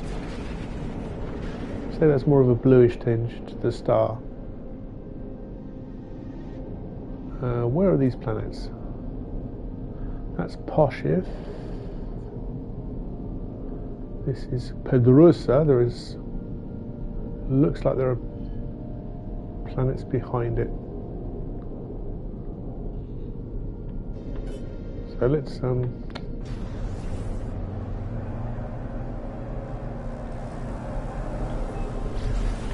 pop ourselves over, keep an eye on. Oh. Technology recharge. Still.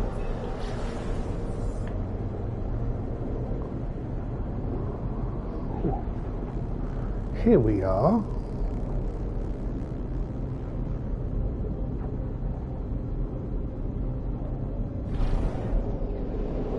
And that is Oswessel, that's where we were heading for.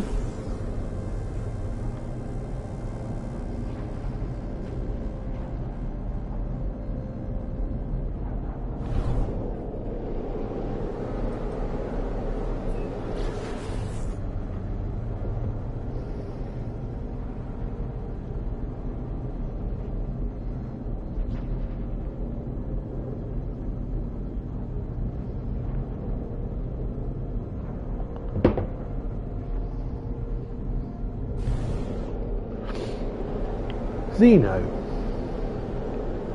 Google AI tells me that Xeno is a prefix that means strange or foreign. It comes from the Greek word xenos. And that's where we get xenophobia from. Fear of the foreigners. I didn't want to go to producer, I wanted to go to this. So this is a foreign colony. Colony.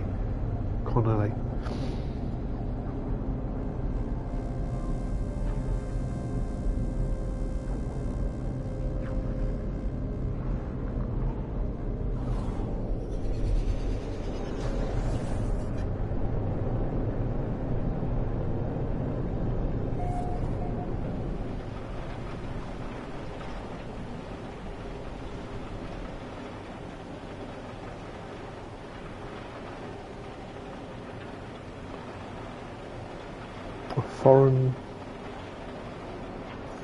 colony. Okay.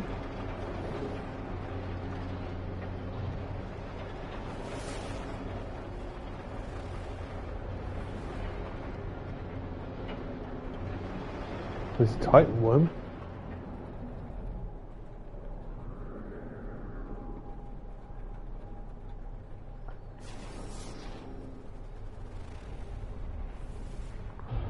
There's a base up there I missed.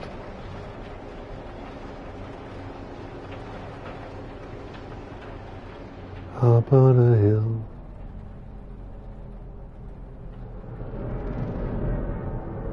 Asia. Sorry, yeah.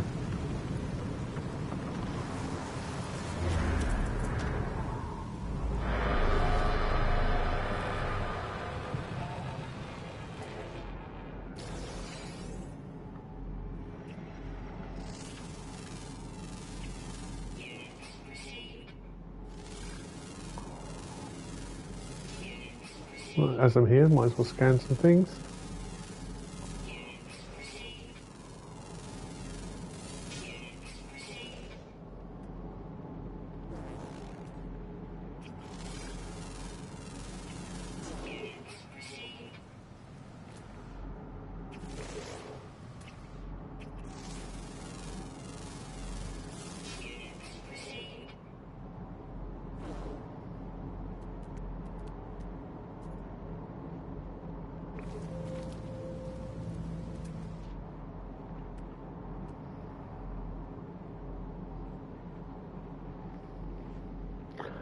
Painfully hot rain.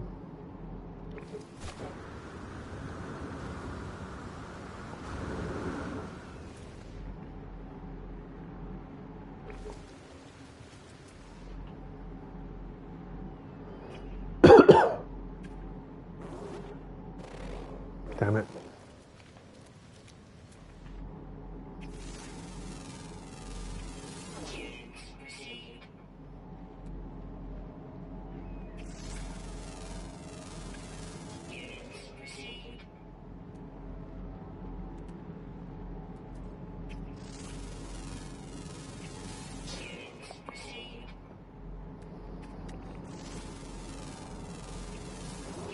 That's 6 of 11.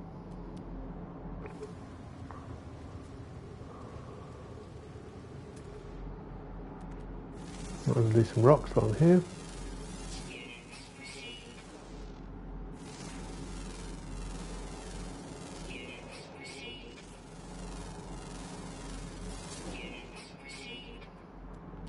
And scanning isn't a great income, without a doubt. You get a pittance of units for scanning.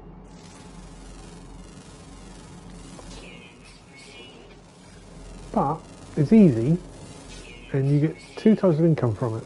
You get the immediate units from discovering something, which is paid by, who knows. And when you upload them, you get nanites.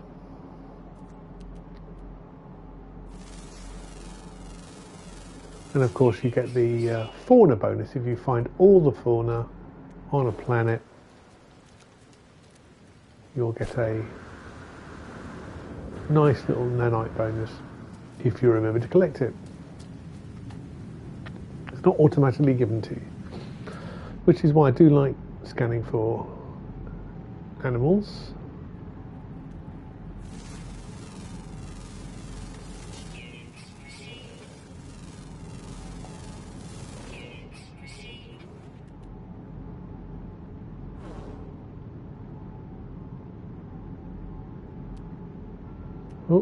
There's something then.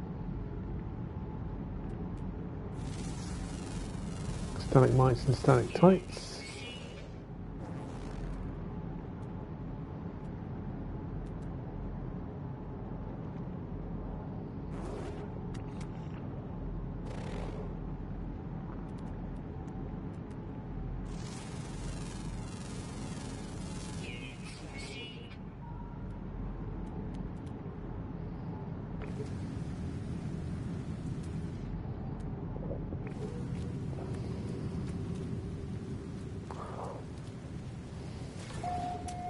You will find these all over the galaxies.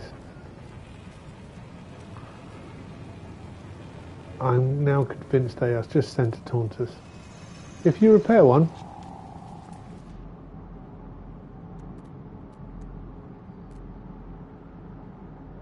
it's quite likely that you can come back to it and find it's broken again.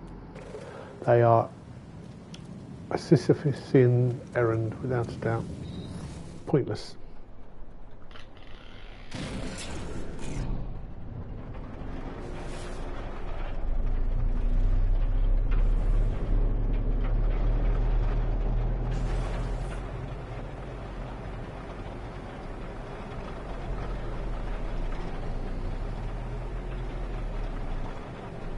I mean,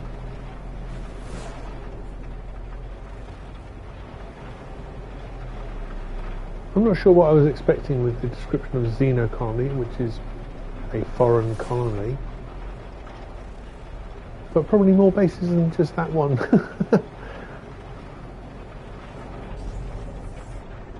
And why is it Xeno? Why is it foreign?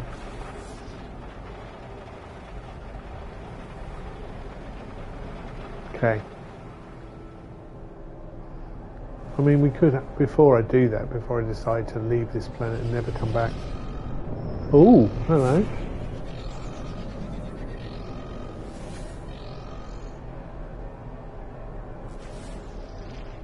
I've got Nibnib buds. Oh, God. Yes. Tell Forney Junction Authority core connected. Illegal cargo detected. Immediately surrender required. I'm very tempted to. I'll just. Do I just let them have it?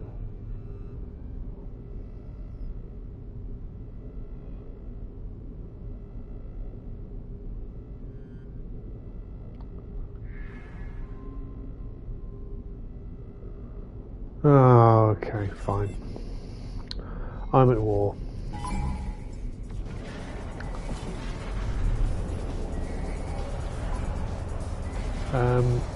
I will put powers to my shields and start blowing these little things up.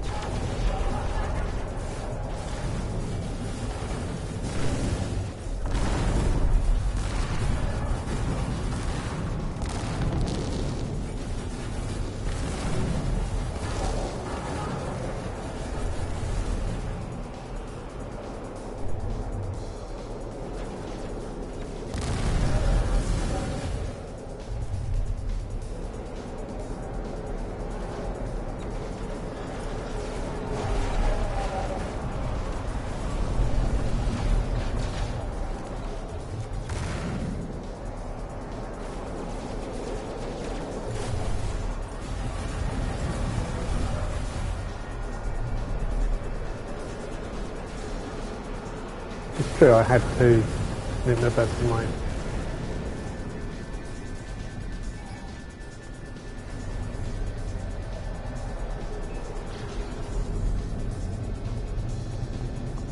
But I'm just a poor boy. I need no sympathy. Am I still in trouble?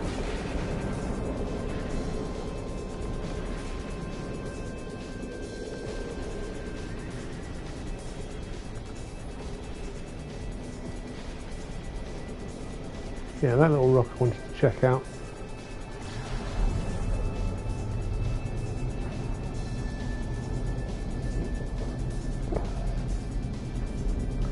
And again, look in the top right, I've got two red dots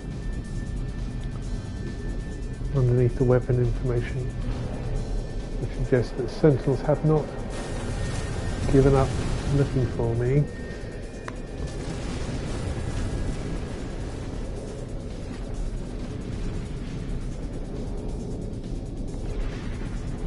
That's the Darussa T-26. Where's that? Moon gone, there you are.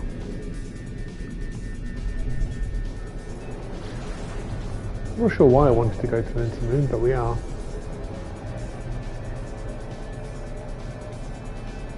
Oh yeah, I could mine some emerald.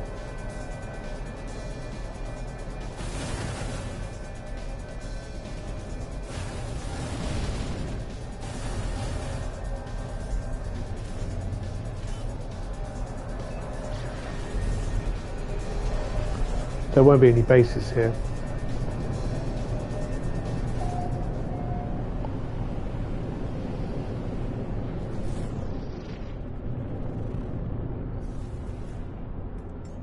So instead, what I'm looking for is outcrops of that looks like ground.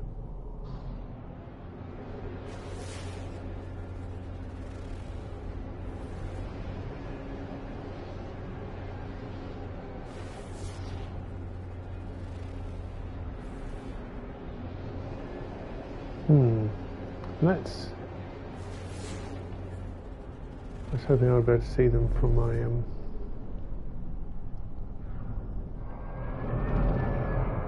ship, but I can't see any. So let's nip out. Oh, there's one. It's a rusted metal deposit. Oh God! Sentinels are after me.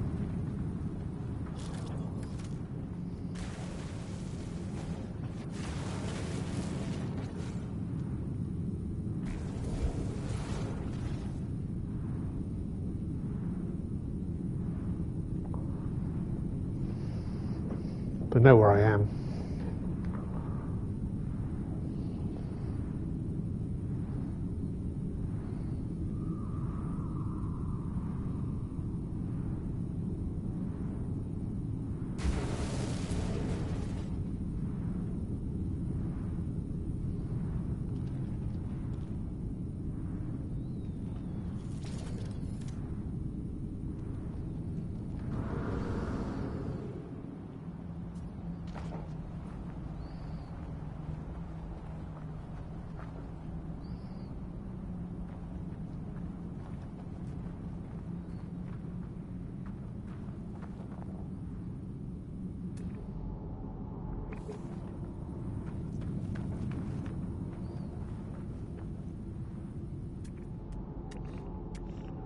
Oh, I'll take that.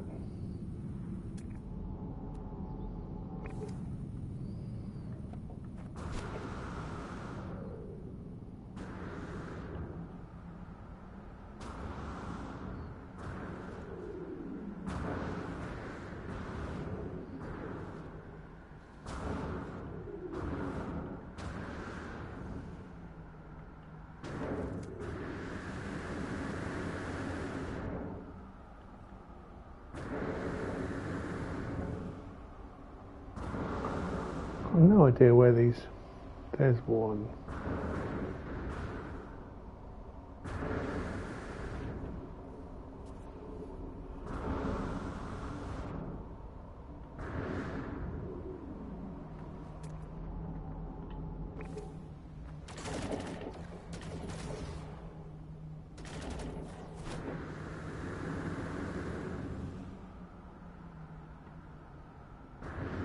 Yeah, come at me. Come on, bro.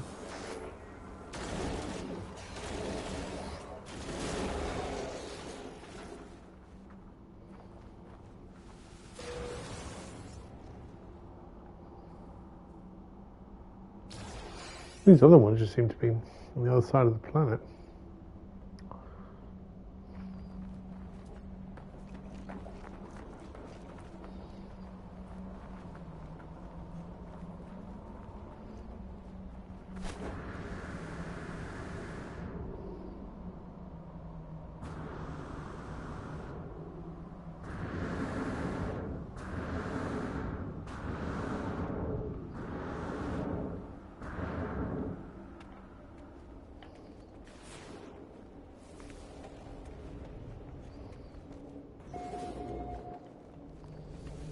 Rolling Stone.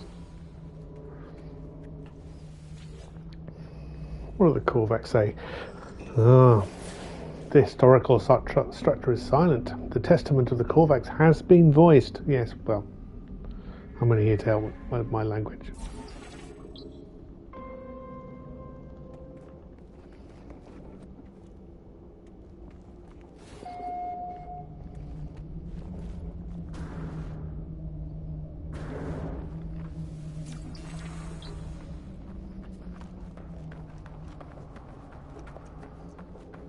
Is there another one around? No.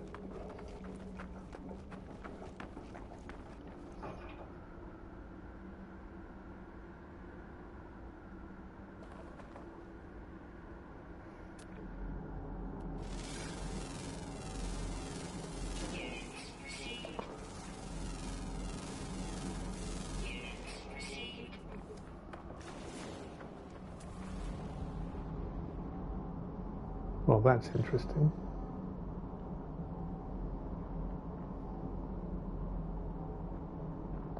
That's sodium, that's emerald, that's 324, 419. Sodium, rusted metal. Emerald, alright, I'm going to head towards that.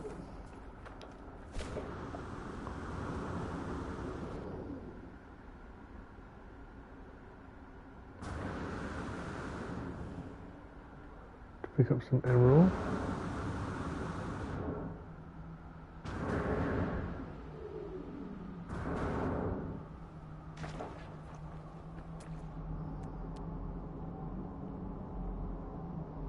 Rusted metal, sodium, emerald.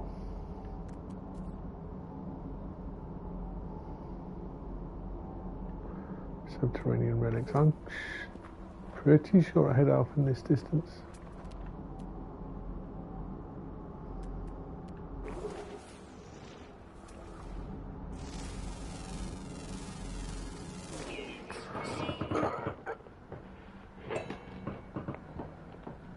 Where's it gone?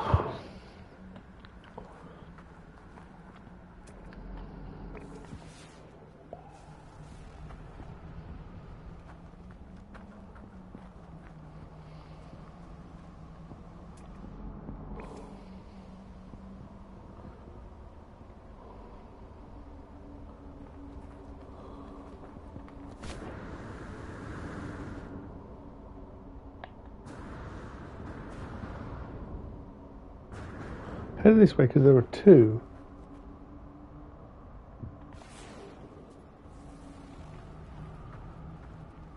Deposits, I thought, here.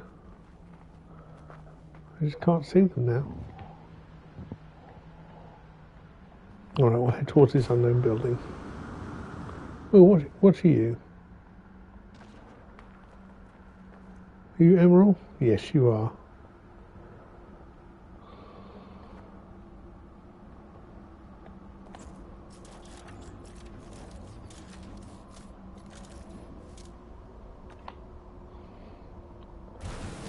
Well, I picked up a tip recently from somebody who joined the stream about mining deposit like this. And he said to use the smallest tool possible. Though this will take longer, you get way more. And it's true. It's definitely true.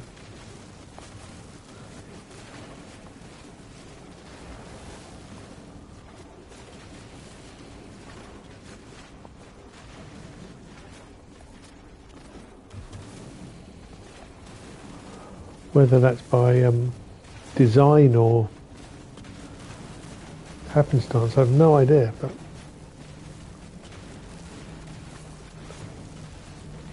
these outcrops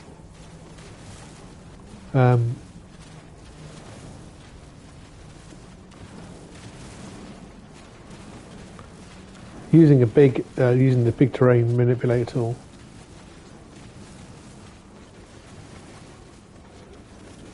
They're kind of frustrating because you just don't get much out of them. And I was thinking, okay, well, fine. But yeah, switching to the small tool, this is, I've already got 309 from this one outcrop.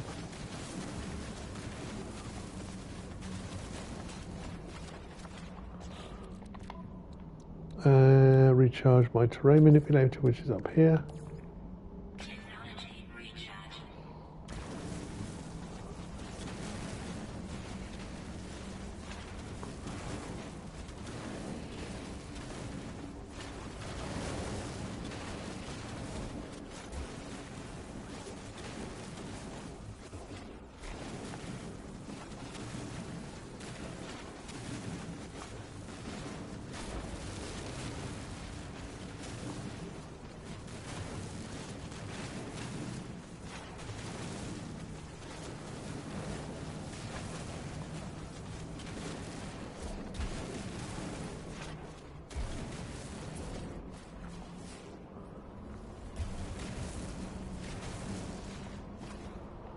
Well, that's one of those.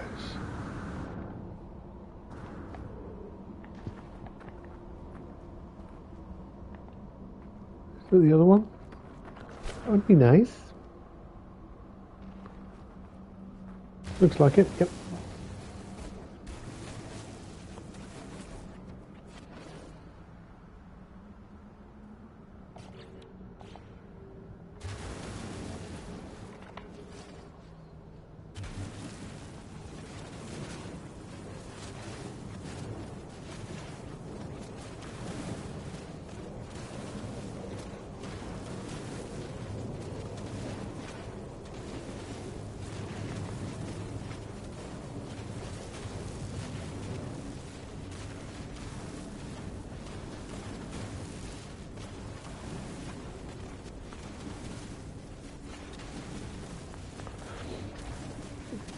My capital ship is in the system, so why am I doing this? Why am I bothering with this? Well,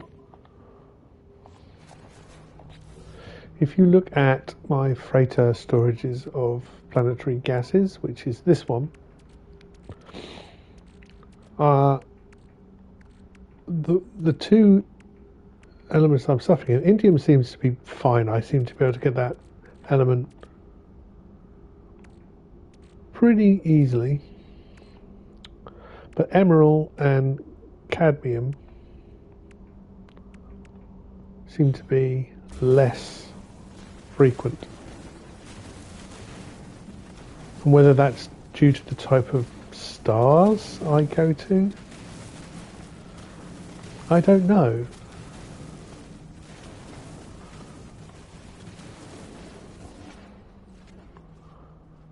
It looks all good.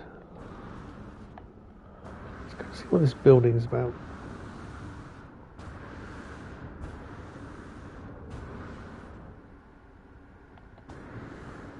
There's another outcrop there, but I'm not sure if that's emerald. I think that's sodium. Sodium.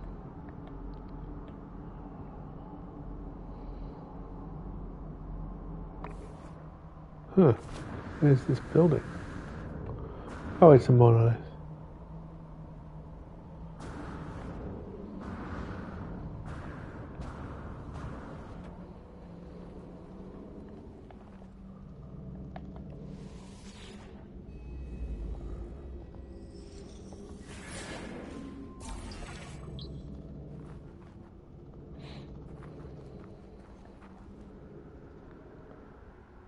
Still wondering where these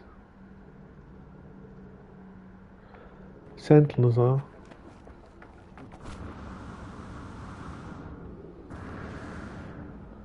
Maybe there's only 4 sentinels on this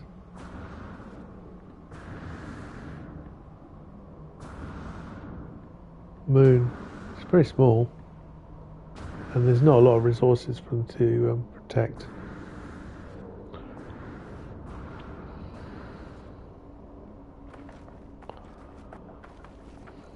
Where's my ship? That way.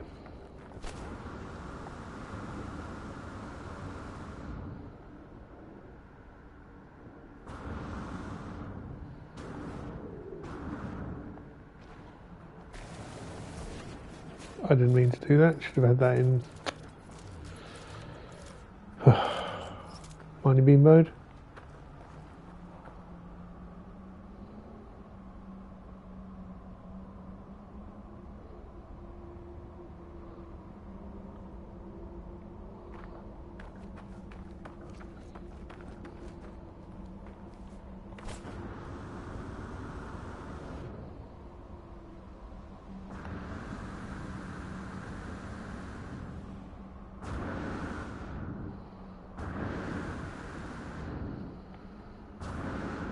Now, Sentinel attraction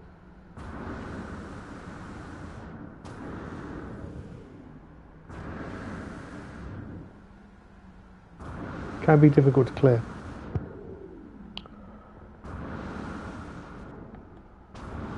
Most reliable way I'm aware of.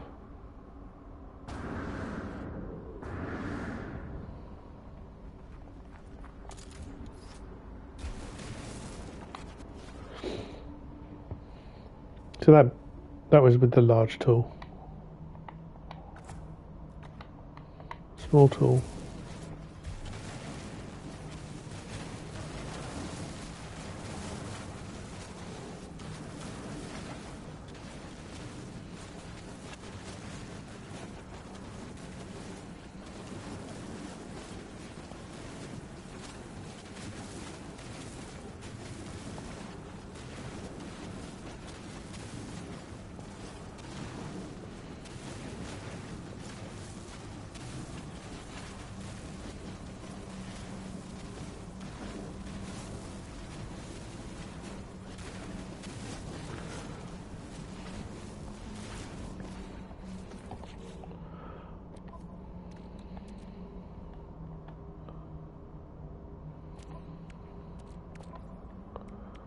Top up my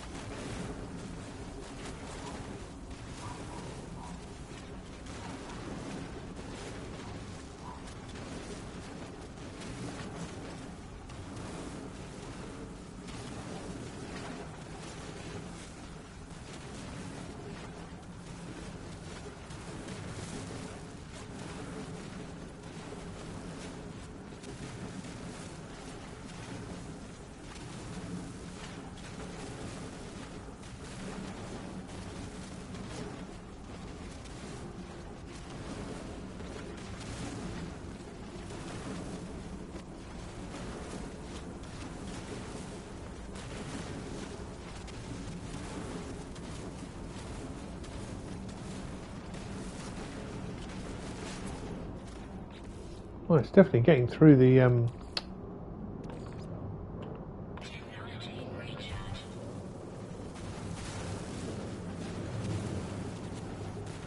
what's the word I'm looking for? The charges of this using a small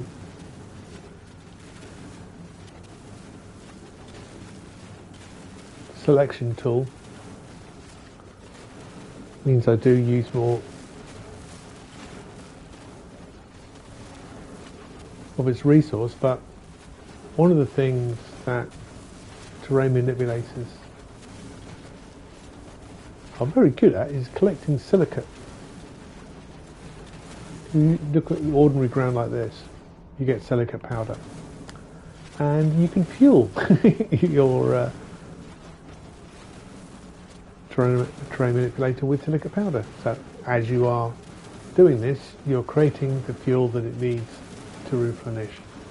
Now, at the moment in time, I'm trying to avoid picking up silicate powder, but some does, without a doubt, get picked up in the process. Just means the whole thing is rather self-sufficient.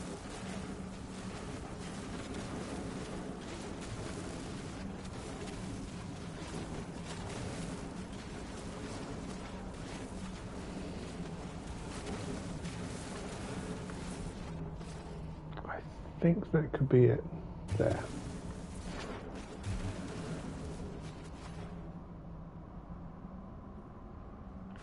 I mean, if I do that, it still thinks there's loads of emerald left, but there isn't. Those guys still there? They are. Right, well, let's go find them.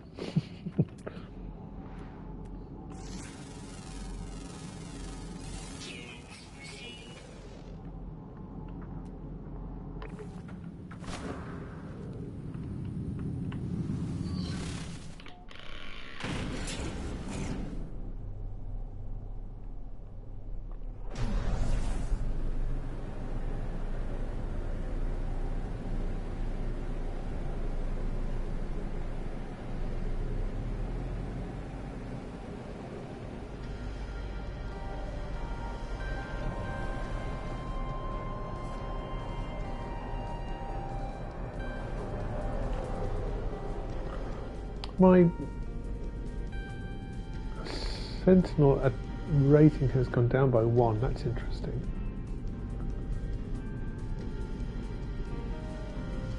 What I'm going to do is go to the other side of the planet. Moon, I should say. Moon being an object which is in the gravitational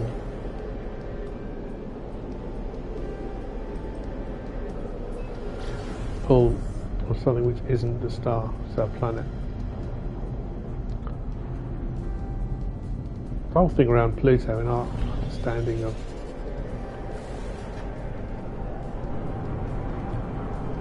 what constitutes a planet,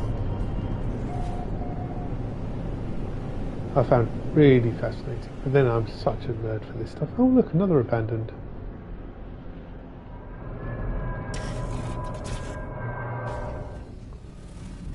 If there's a... There we are.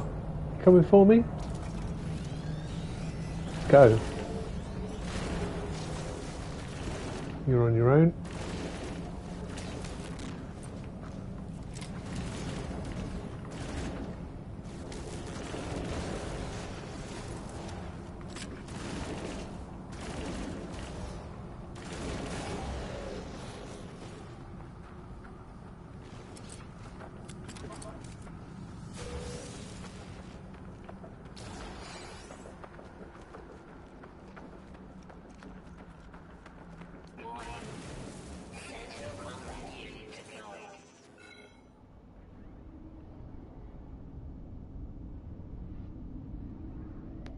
I think I was just a bit too quick. Too slow, I mean.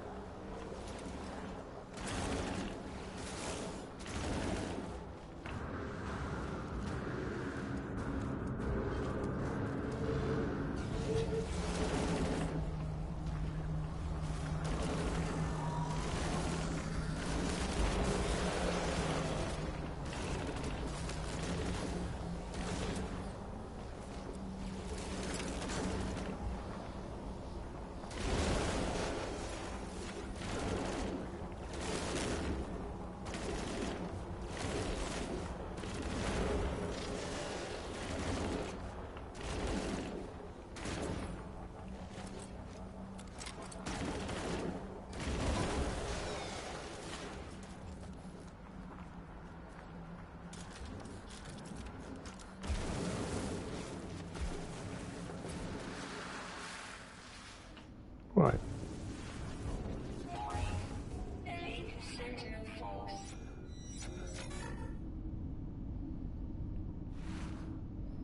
I'm going to have to do these guys as well. They found me.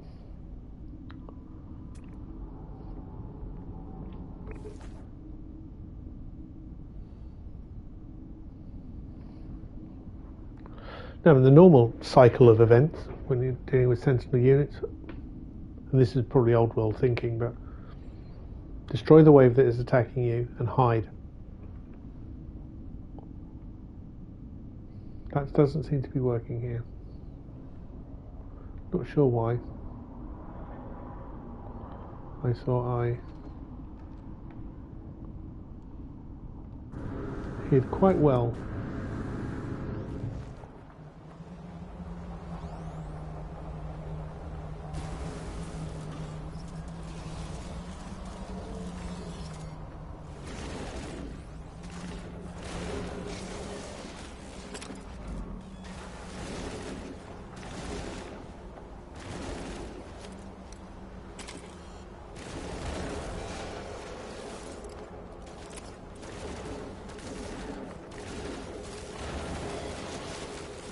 Yeah, we'll see in the quad.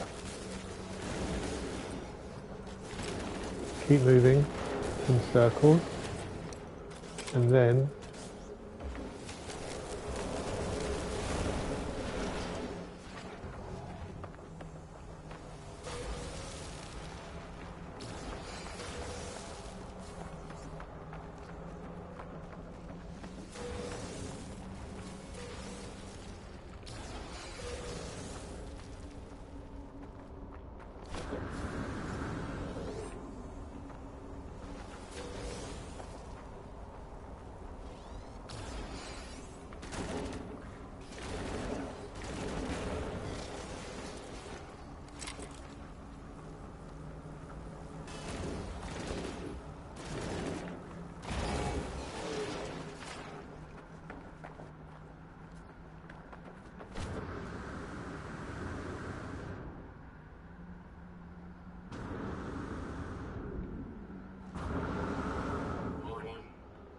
oh, they're right there.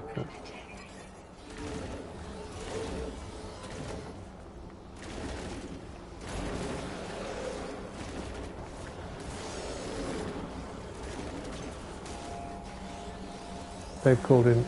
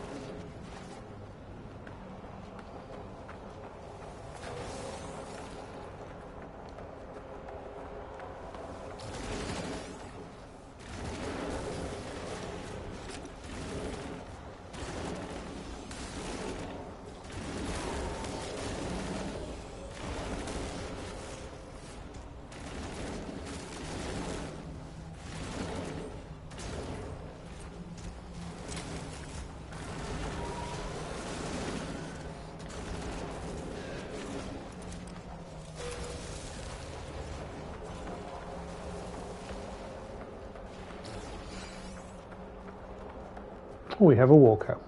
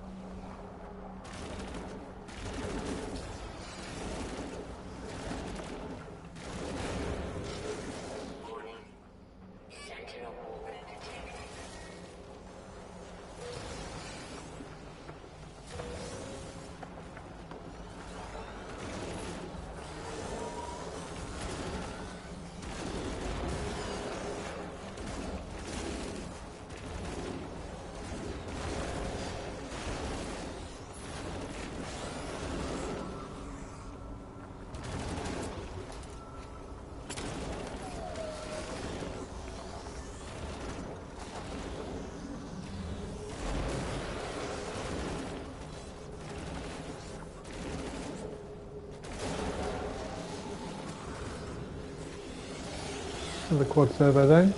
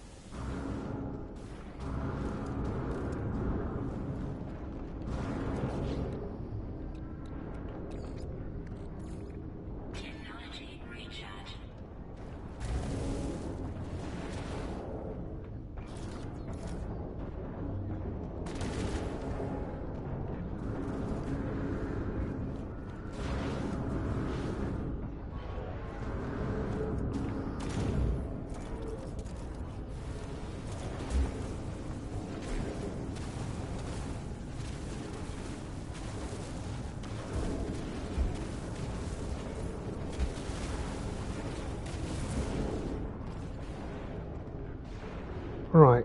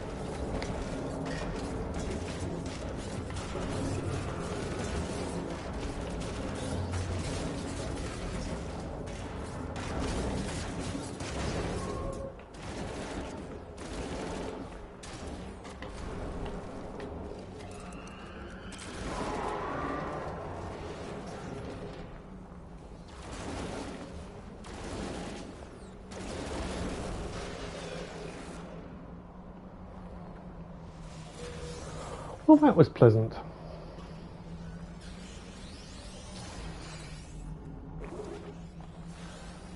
Whee!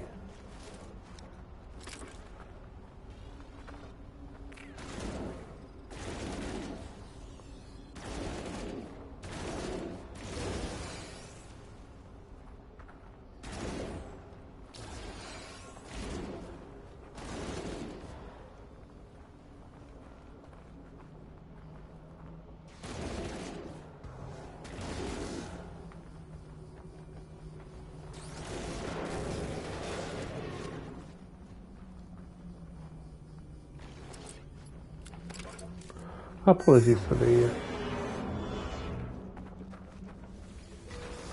Ooh, I've never had that message before. Or maybe I have. But Sentinel's disabled?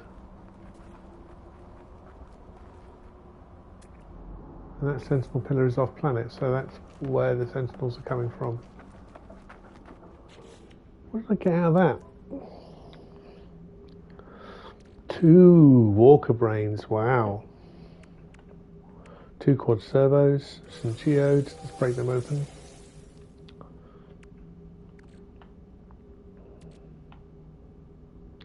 I should start finding this stuff away. Interestingly, I can't do that, but...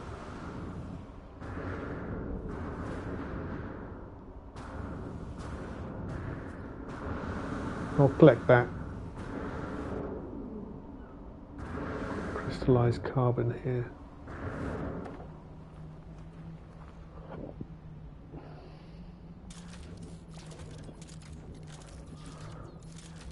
Oh, around the horn.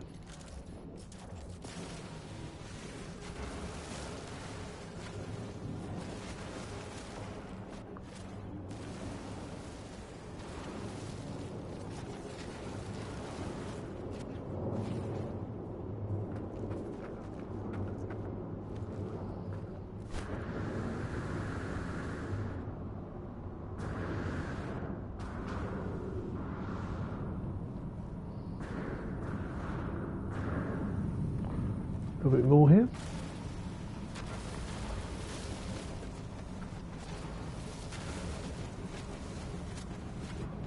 Nice.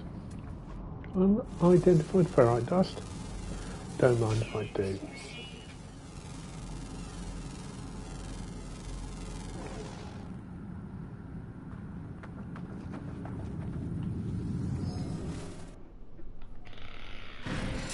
Oh. No. Land again.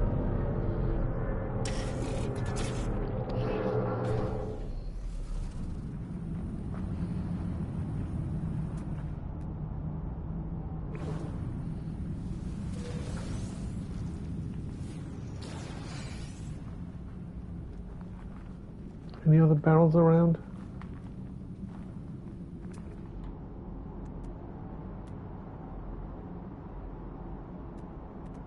I've got the important ones, which were the Walker Brains and the quad servos.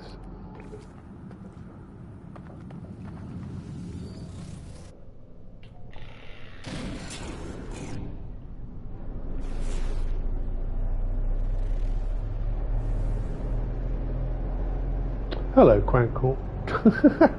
Tranquil Dragon. My word, I was not expecting that to be such a hard word to say.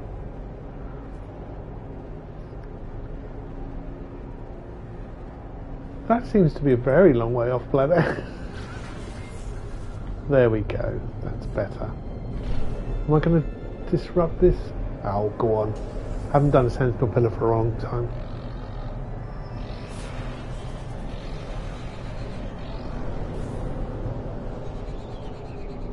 It's going to find the nip buds. Yeah. Exploring the universe, my friend. How are you? Oh, go on. Take all my contraband.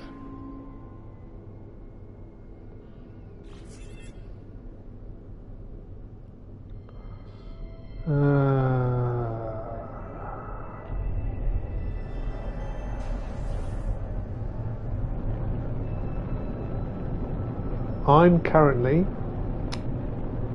in Calypso Galaxy. This is my third galaxy I've been to. Only another 253 to go.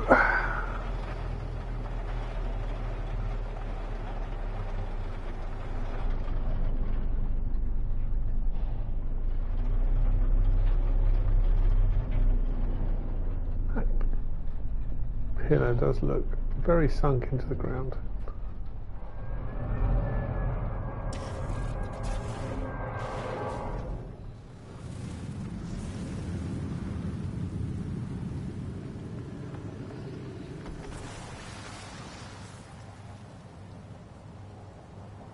There's the walker, just over there.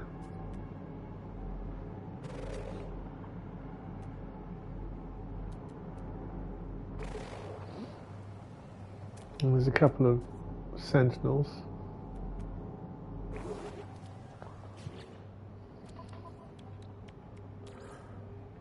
Definitely want some of that. Might as well recharge everything.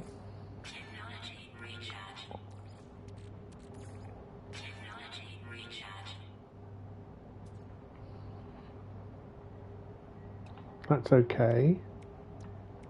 My bolt caster is... yeah.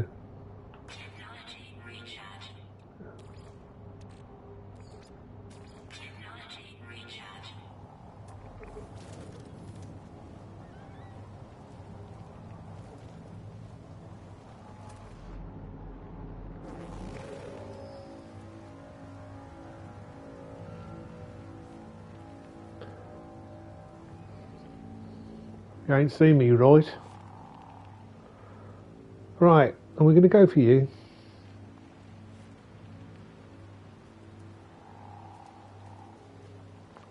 I mean, I don't mind having a small collection of walker brains. Are you going over the edge?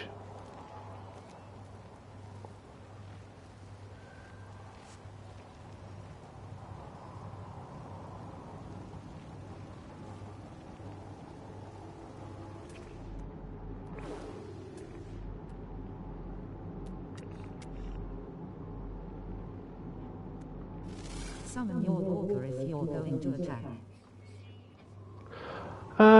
Nah. I mind at all. I could do it at some point. But I kind of like to take them on.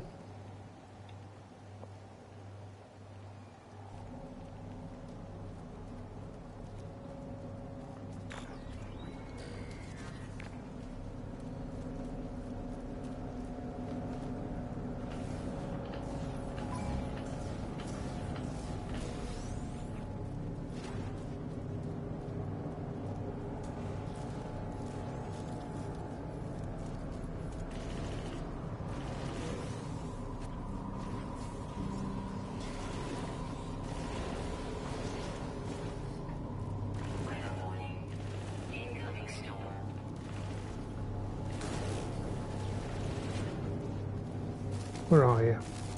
There you are.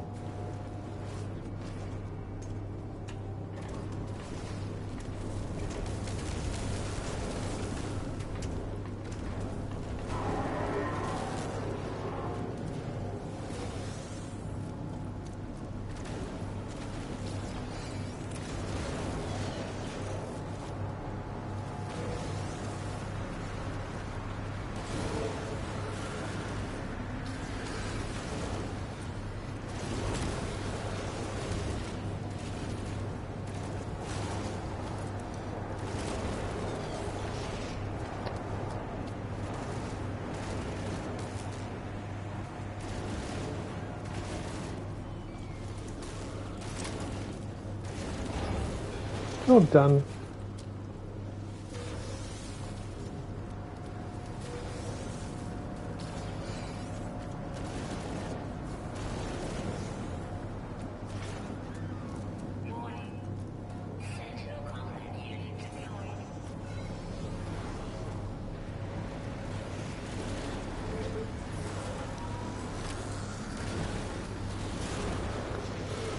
Don't know why I've decided to take out.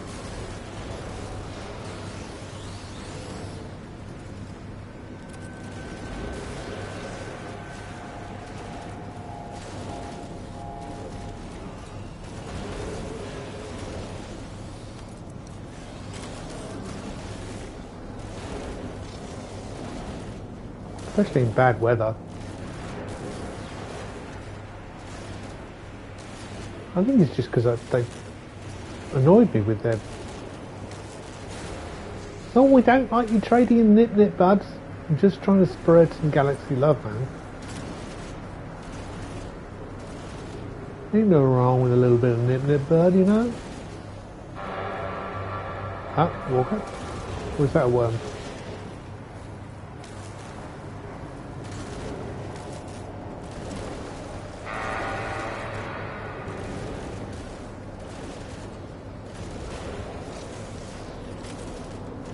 It's nice that I've got a rainbow in the background.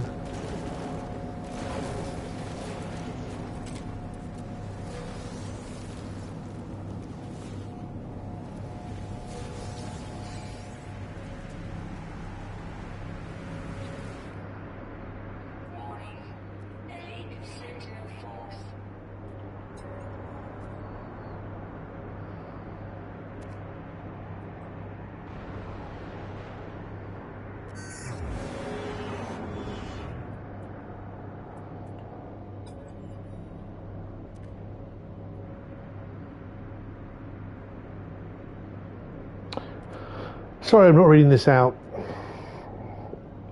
but it's a load of bunk. Do I need weapons technology? What is it? A C class? Nah.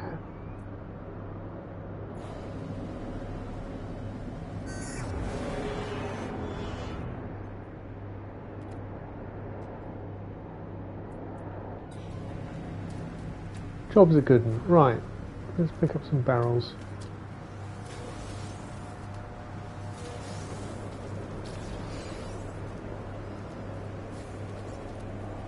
Did I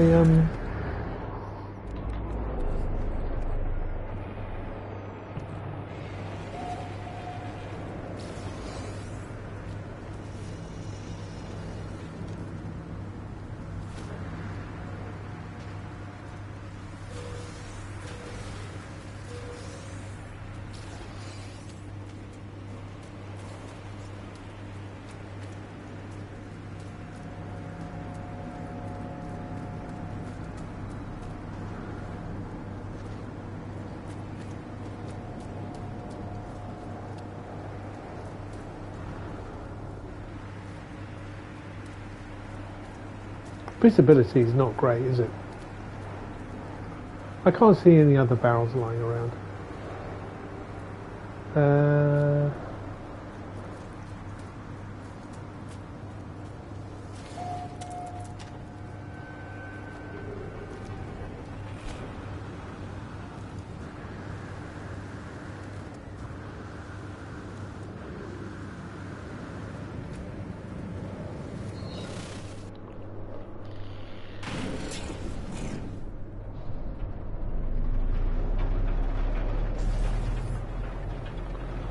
Again, we were looking at this planet, weren't we?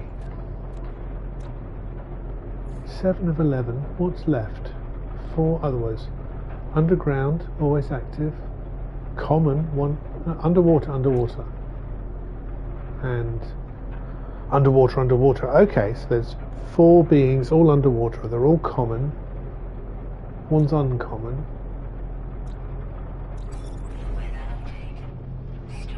Good, well let's look for some ocean. Some water here.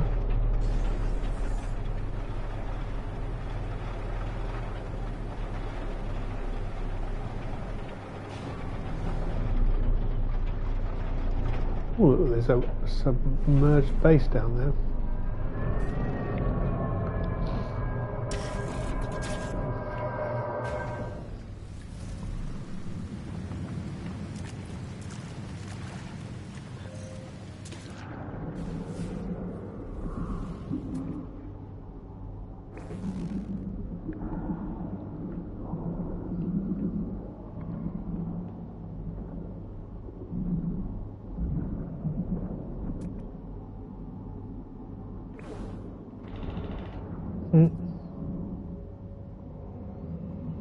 Yes, I know you. Oh, come on. Get off. Get off.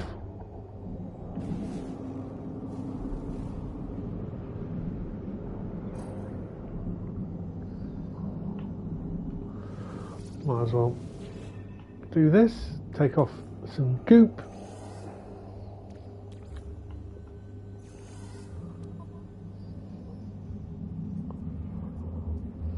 Final data log waiting user analysis terminal now active. Hello world. Hello thing. The terminal has nothing to show me but this single phrase repeated from system to system. Hello world. I discovered something coded deep inside the long dead traveller's data log. Something in there has left me and they'll aid me on my journey. I'll be the judge of that. What is it? Nanites. Alright, fair enough.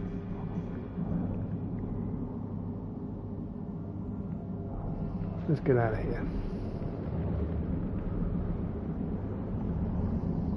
Right, now, red dots. There we go.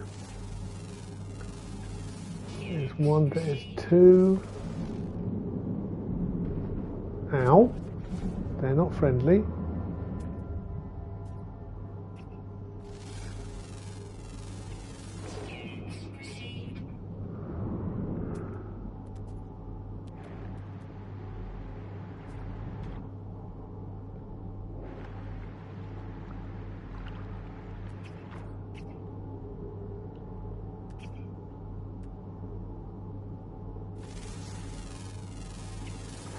And number 4. Oh, fabulous day. Calais.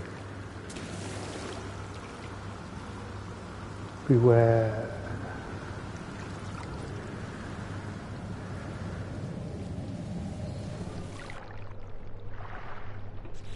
Well, that's nice. That means this was worthwhile. I'll get 2,750 nanites for that. Price a little bit extra when I upload here. And that was Poshif done. Typical me, going to a Poshif planet. No, it can't be. It'll be, oh yeah, Oswesel. With the foreign colony on it. Done Limuni Beta, so I might as well put my feet down on Poshif and Pedrusa T26 and call this system done.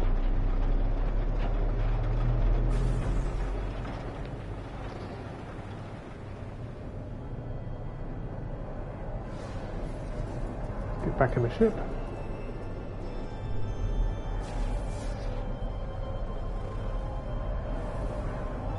Come on. See, there's two planets there.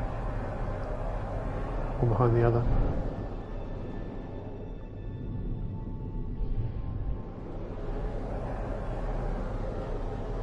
That's Oswesel.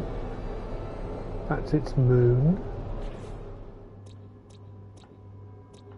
Lily Moon Beta. So this must be Pedrusa with the rings.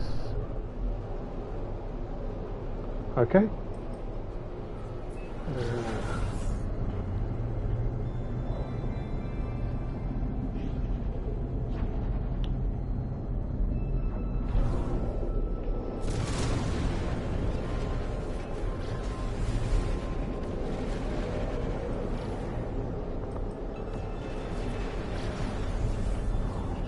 Airless.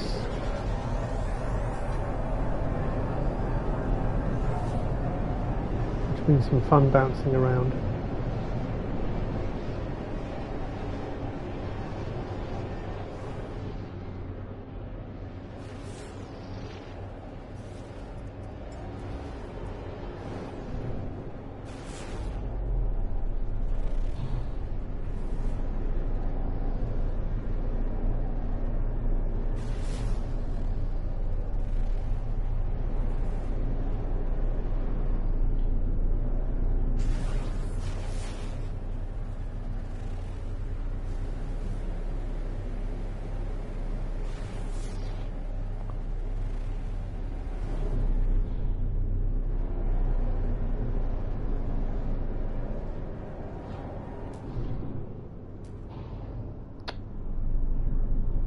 Come on. Put yourself down. And literally I'm just doing a dust. Bit of a scan, pick up some rocks.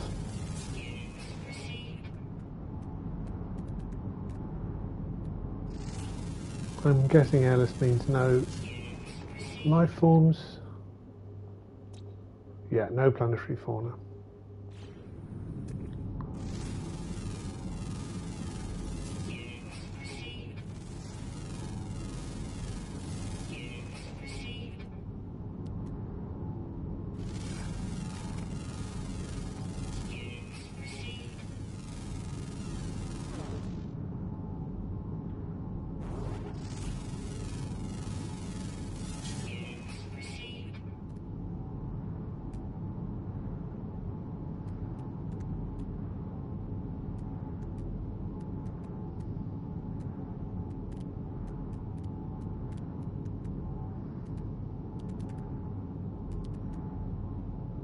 Okay.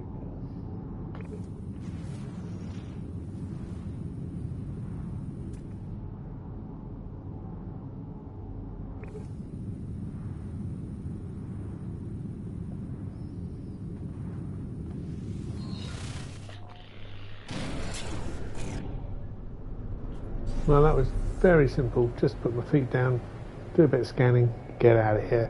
And there's only one other world here that I've not been to. That was Pedrusa. Those ones I've done. Poshif, again, is another coal planet.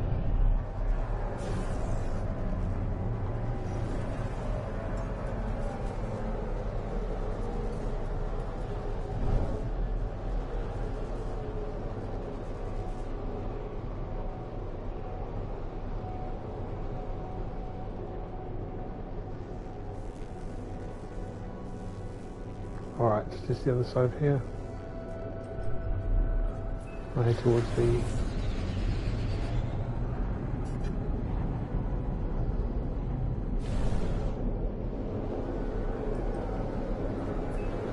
dissonance. It's always good for some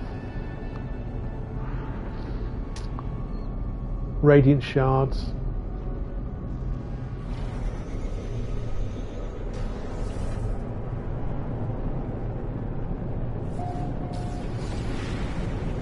Oh, weather doesn't look good.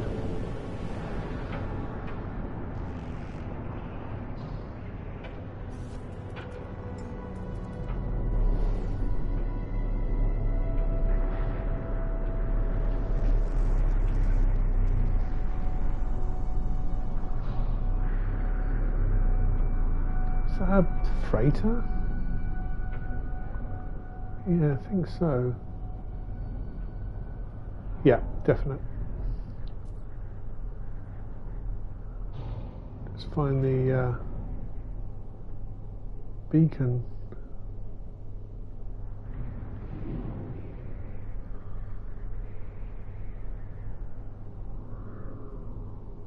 Anywhere?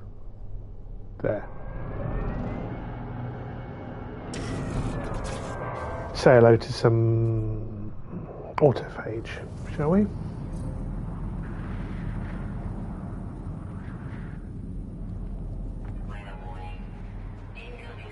Could have told you that, mate. Thank you. MS Toya Biord Spirit. Log extraction complete. Error. Unexpected log termination. Thanks. The only thing you logged was that you couldn't log anything. Should we bother with the bits? Let's go. You never know what's going to be in these crates. Sometimes they're useful.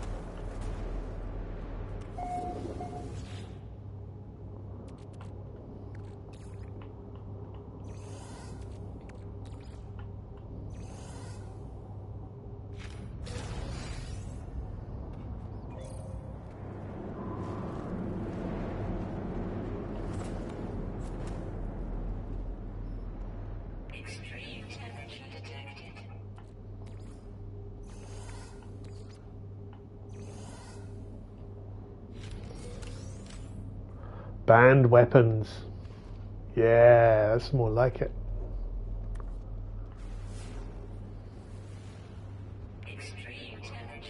That's two of them. I've just activated the autophage. There should be... That was one up there, one down there. There should be another one up here.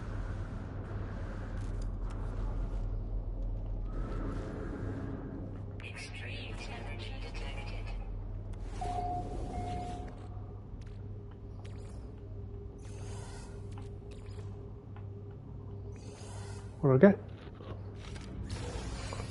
Salvage data. Dull.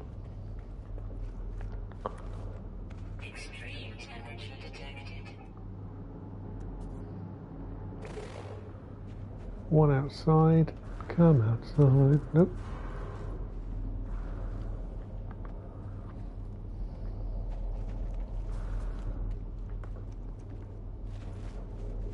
There we are. Oh, dots.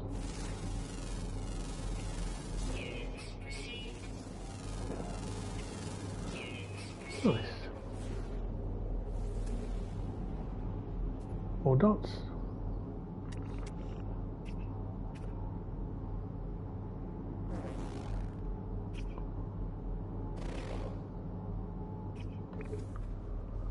Oh, there's some here.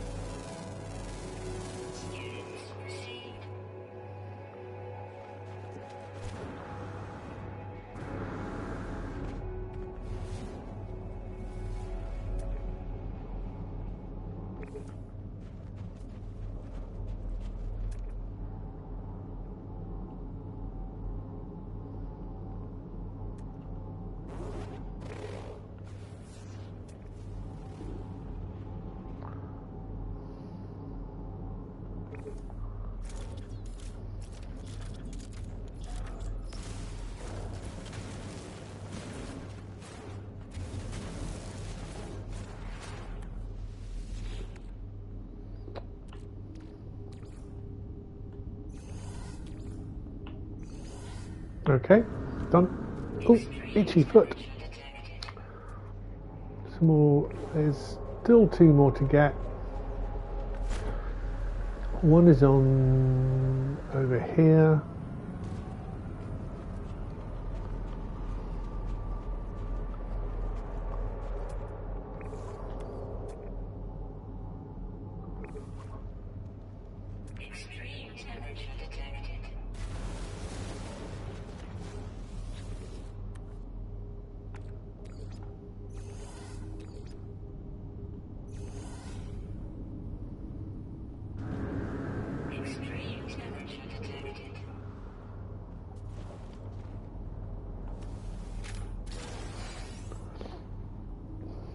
Now,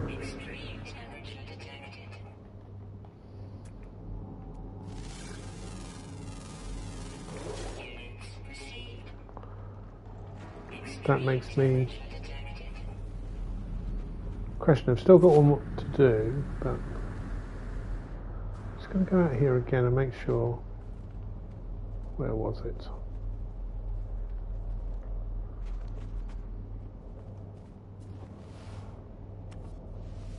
I didn't get that thing.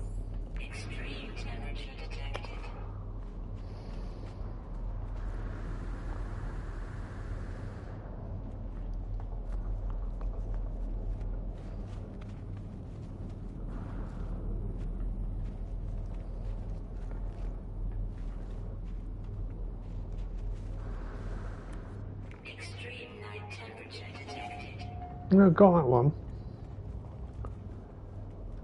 Just the buried ones that don't. No, those 3 are okay, and that one definitely I picked something up from. Yeah, yeah. So there's still one missing. Scan that.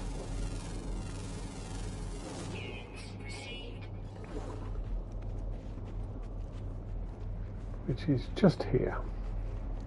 Again.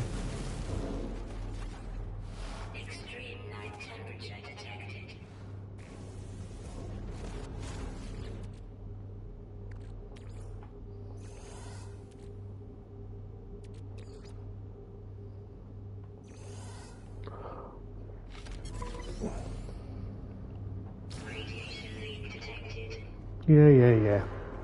Should we say hello to the autophage?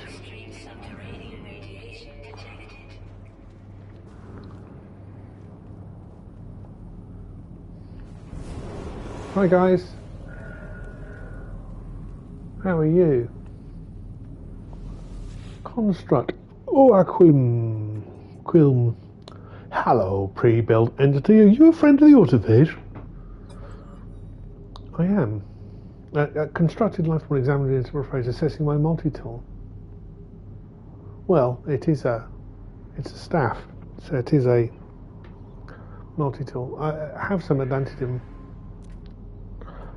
She cuckoo to all electronic entities. Her is unique. Her blah blah woo. Aturaba, we all hear it. I dream of us. Upa. I Sabi. Still need to get better with the language, so let's do that. Practice language. Request dialect help. And we will take a travel symbol. Places. Well, that's definitely a travel symbol. Hello, mate. Returned construct. Didn't get your name, sorry. Have a spool of nano cables. Belly Tussie. Returned construct Belly Tussie. You will never begin deleted. You'll resist fire and, I guess, ice, maybe.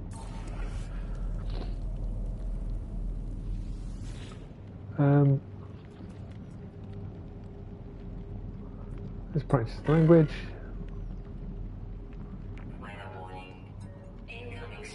Yeah.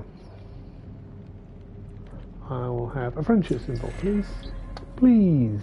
That's nice.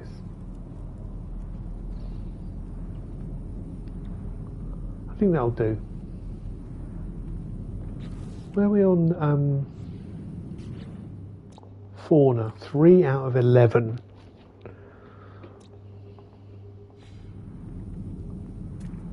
I did spot some other red dots, so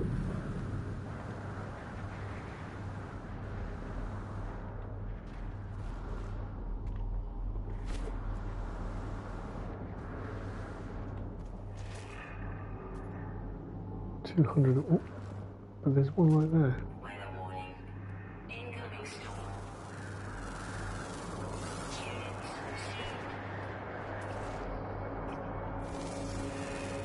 Big old fella.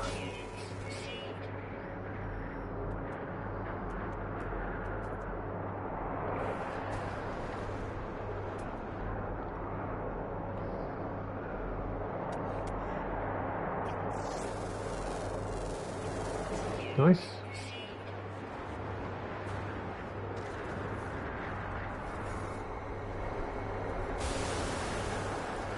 Again, wrong weapon.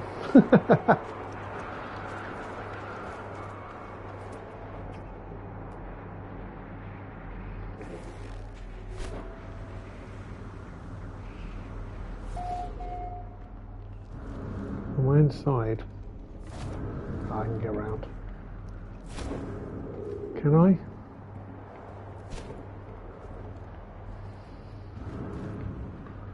Great.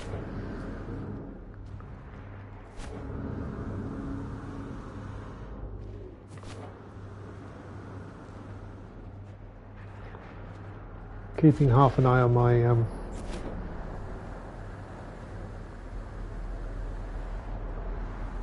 frost protection.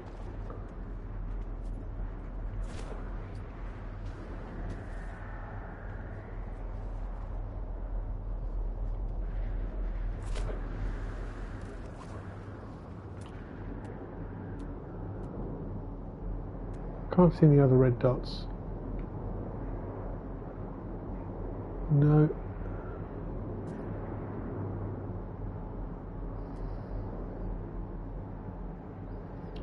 Nada. Just a couple of angry sentinels, but I'm going to make a run for it because this. I don't mind cold planets, but the weather here is kind of torrid.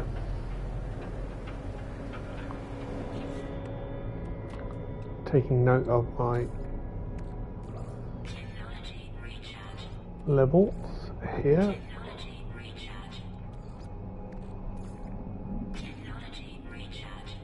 Okay, cool.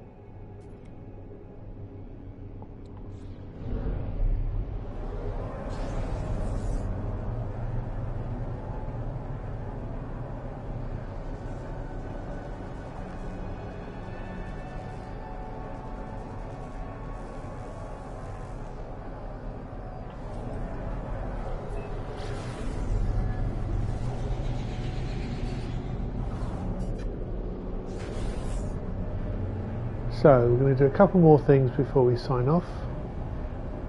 We're going to nip round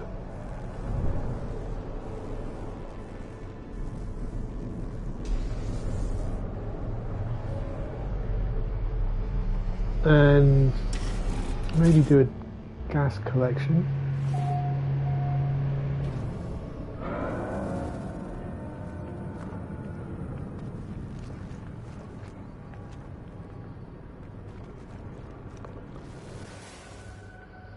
Hi everybody.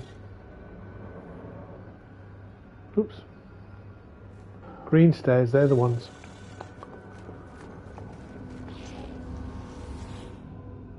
Hey, sulfurine. Because we are in a green class stellar material processing. Good.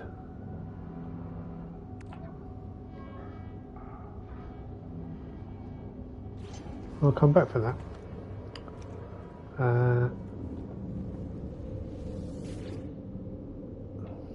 And if we nip off to Wintermute, let's see how they're getting on.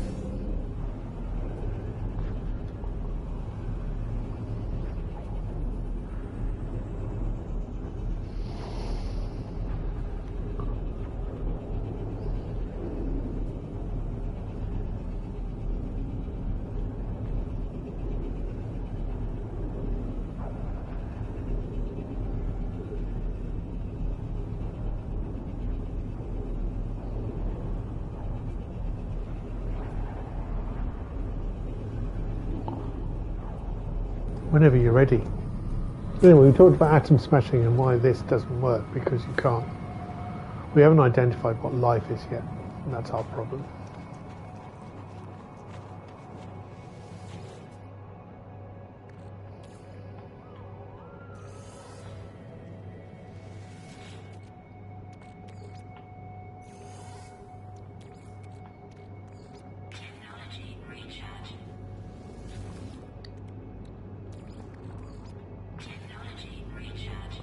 Good, good, good.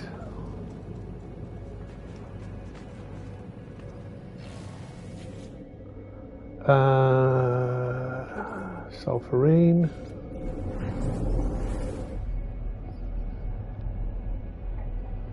I almost think this gas collection now is the most important bit of farming that I'm doing, because that's going to lead on to making thermic condensate and nitrogen salt and rich carbon, and they're the basis of making those more complex items, which will lead on to the stasis devices and the fusion accelerant. So right now, this is I think my priority more than anything else is radon, sulfurine and nitrogen.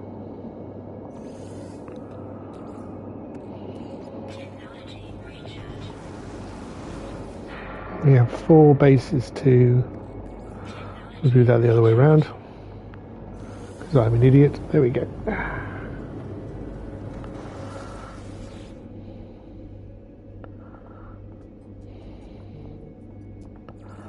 Here's Fresnel portal with radon.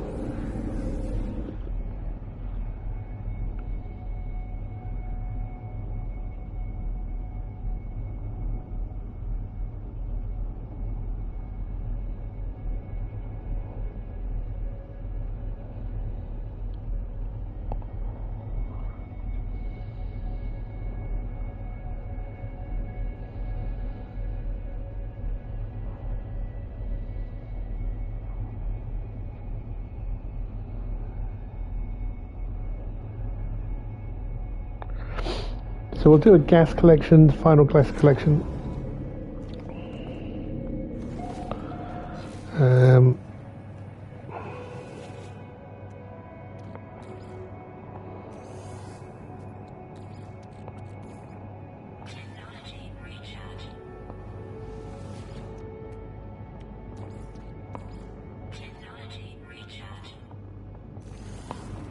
Good-o.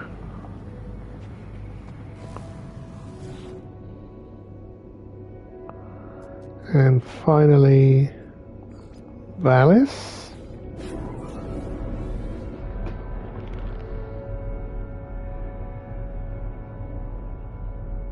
Yeah, going back onto Philip K. Dick, which is where I get the name Valis from. We had this epiphany, this religious experience, which led on to a series of books. Divine Invasions, Valis, Radio Free Albemuth. Which were all about this experience he was having, which, sounds like schizophrenia to me, but I'm not a medical expert. But reading his biographies, he was experiencing this voice appearing in his head, which he took to be creatures from this mythical place called Valis. And it's a very similar experience to what L. Ron Hubbard allegedly went through. And the reason I sort of hold Philip K. Dick in reverence and L. Ron Hubbard as an absolute grifter of the highest order was L. Ron Hubbard lied throughout his whole life about what he was capable of. And he was definitely, a science fiction author and he could write, but you read some of his claims and it's just absolute nonsense. Okay, so that's the gas collection done. Let's put that into... Can I do that here? No. I'll need to... Let's nip back to my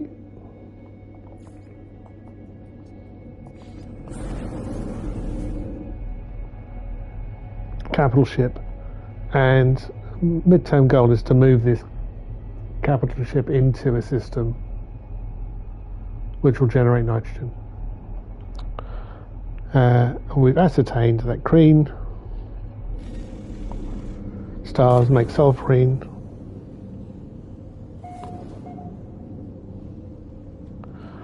blue we presume will make radon,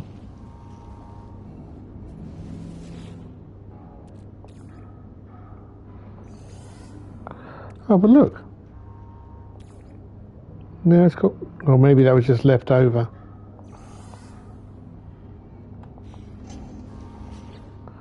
Okay, so let's file this stuff away.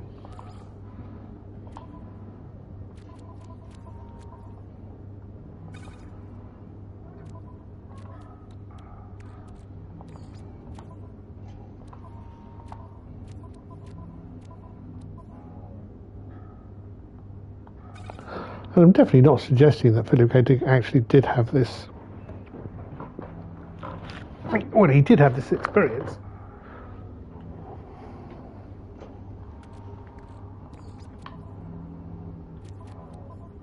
But I don't believe he was spoken to by beings from another world. Alright, quad servos.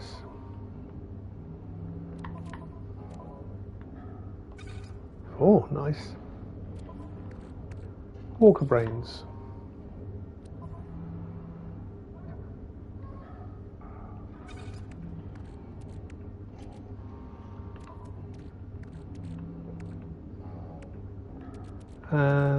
Meaty chunks. So many things in my larder. I should be mindful of that. Okay, radon.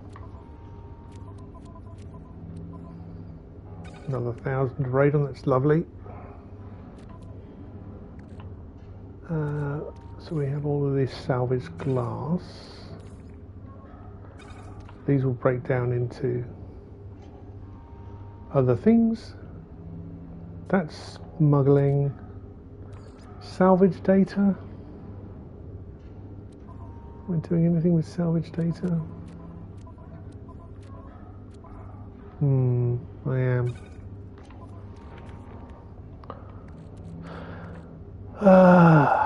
Heat capacitor is there. Got loads of them. That is a pure trade good, so that can go into the freighter for selling. These hard frame engines can go into purple, yep. That can go into Starship. Oh no, it's a cargo.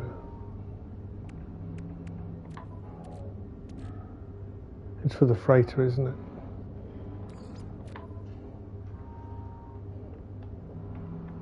Yeah, I want that.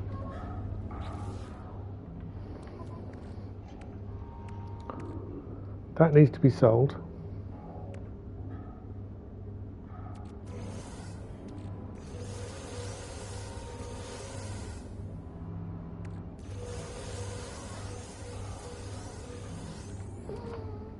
Okay.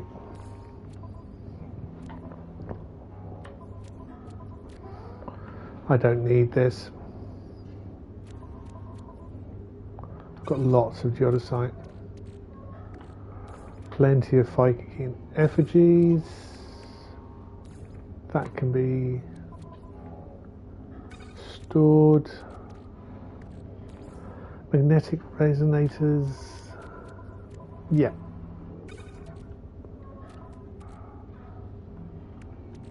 Is this Magno Gold? It's not Magno Gold I need. It's, again, need is obviously a pejorative term. Because I've got loads of that. It's that one, which is carbon crystal. Well, which you synthesize from condensed carbon. Okay, but they seem.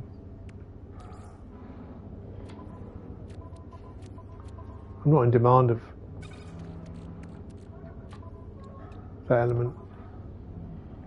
But it's fairly easy made by the looks of it. Okay, so that's contraband. I don't need dirty bronze. Oh, I do need 1 dirty bronze, exactly. That can go in the freighter for selling. That I'll keep with me. Those 2 can be sold.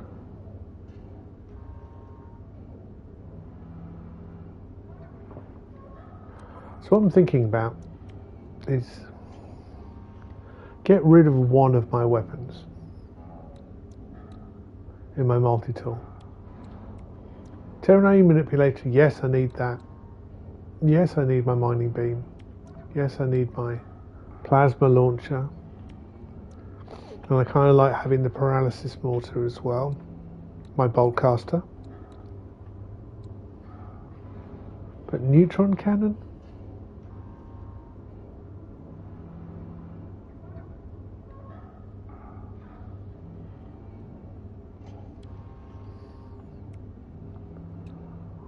Or blaze javelin?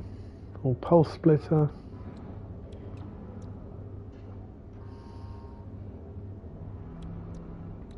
I don't know whether I do need these.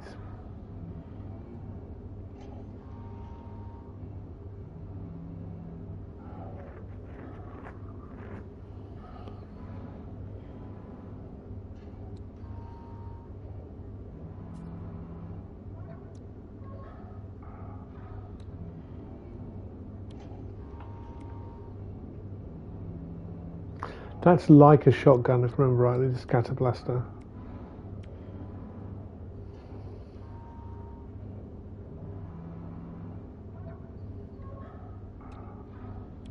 But all of those seem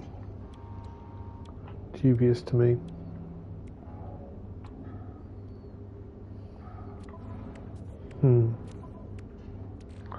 So, job's almost finished.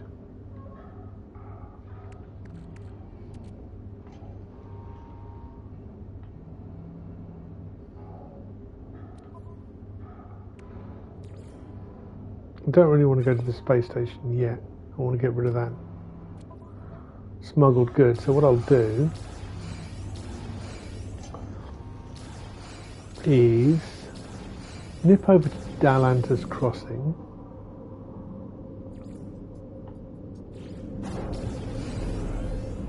And this seems to be a way of getting around being discovered by Sentinels, because if you're in your ship and you're travelling around with illegal goods, you can be scanned at any time by the Sentinels and end up in trouble. And trouble's not the end, end of the world. As long as you've got a powerful enough ship and know how to drive it, you can usually deal with those problems. But they are distractions. So smuggling, if you have a settlement, to be honest, I could have done it on my own ship. Any way you can get to a trade portal without getting in a ship means you can sell it.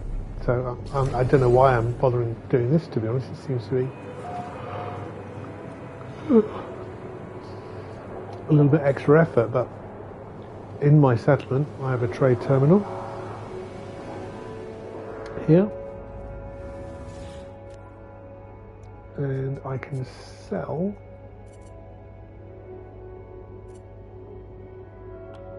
that Magna Gold. Don't want that. Geodesite. I'll keep the fusion cores because it's not right for this economy. I'll send the Viking effigies. But in my exosuit, I have smuggled contraband. And look at the markup. 155.3%. And that will not only make me money, but also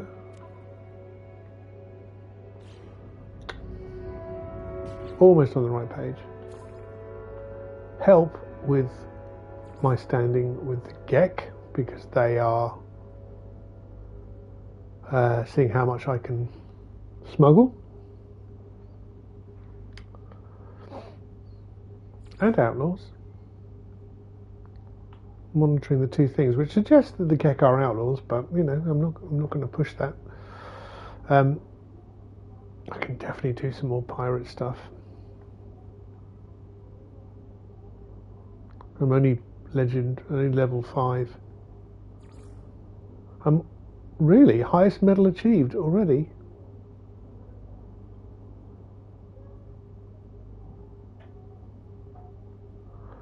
I didn't realise that. Well, I am a wild spark. So I need to do some more pirate stuff to improve that. That's not too hard to do.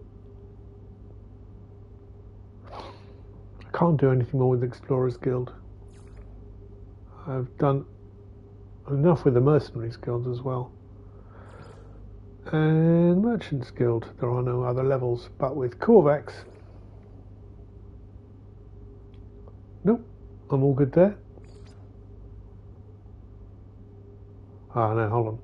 I'm looking in the wrong place. My eyes. Yes, highest medal. I could do some missions. I could do 3 more missions for the Corvax. I could learn some more words. The Viking, I could kill some more walkers. I did kill a walker. I did.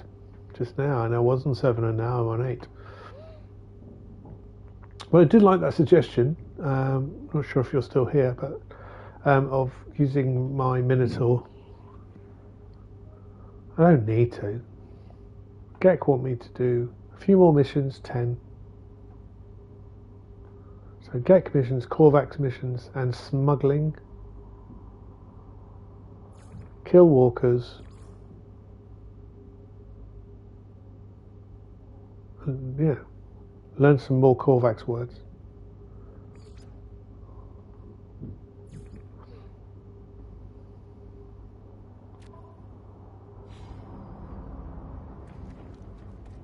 So that's going on as well. It's not my focus, but it's one of those things. So, what have you got for me?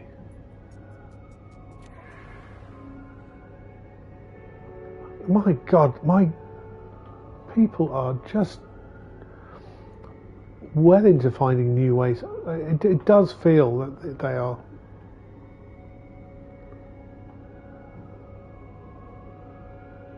Trying to get high off stuff. Do I want to tax? I'm going to tax. I'm going to tax the venting battle gases because I'm trying to up my productivity. That says 12,713, right? My current productivity is 986,733. 986,733. Okay, so let's do that. 986,733.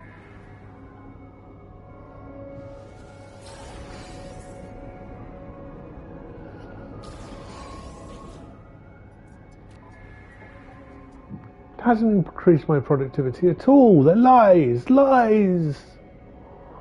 But at least my happiness hasn't gone down. Maybe one can't happen without the other. I don't know. Hi, Exacta Ikilt.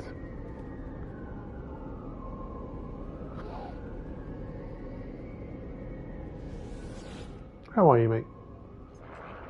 I do have units. Would you like to start? No. I'm happy to give them to you. I just don't have an ability to do that. Alright. That's that all finished up. Let's go back to Grey Matter.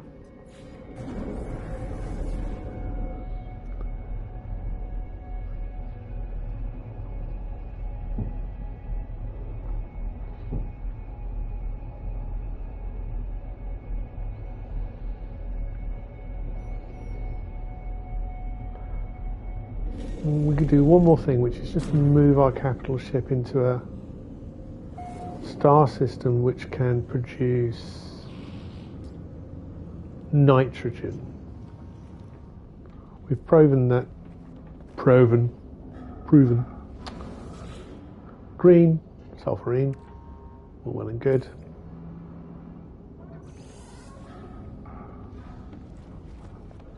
So let's go and look for a yellow star.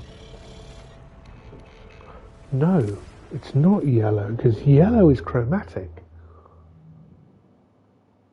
Because Alden's Islab, that's a yellow star, and that gave me chromatic metal. There are lots of yellow stars. So what about a red star? Find something local.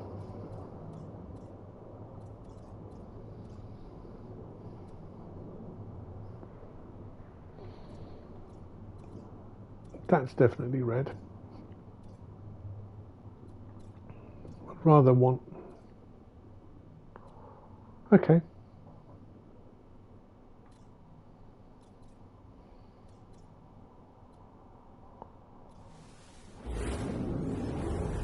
Let's go to a red star.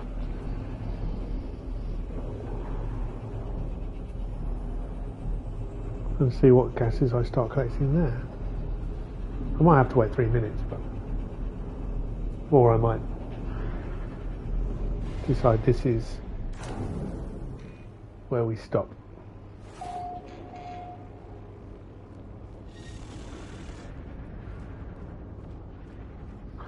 Maybog and Antony. This says it's yellow.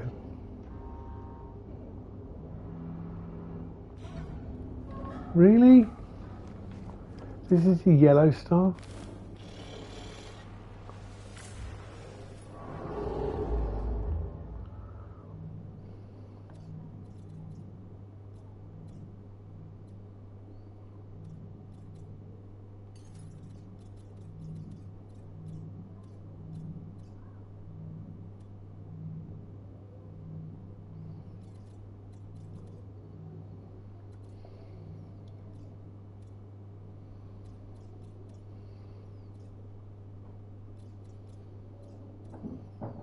No, are red stars all abandoned?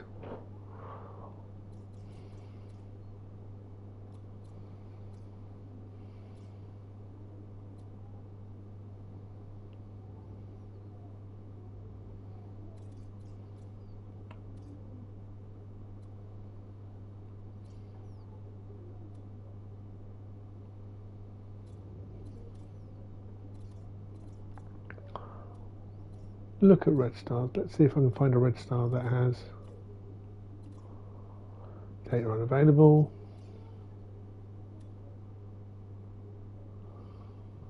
Data unavailable. It does seem to be the pattern, doesn't it?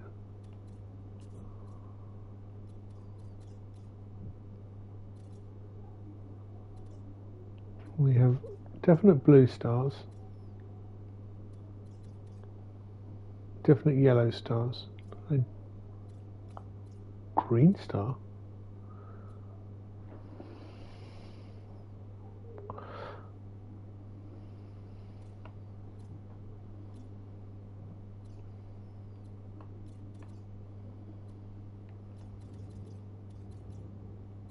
Okay, so red star seems to be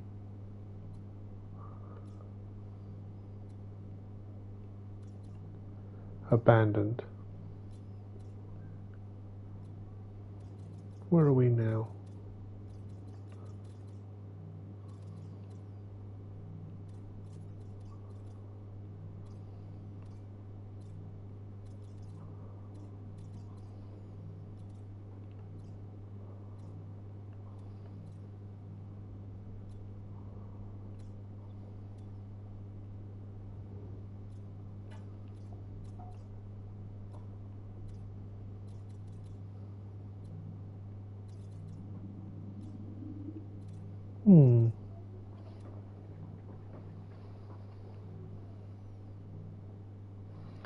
And what I was hoping for was a planet, well, a star that would give me nitrogen.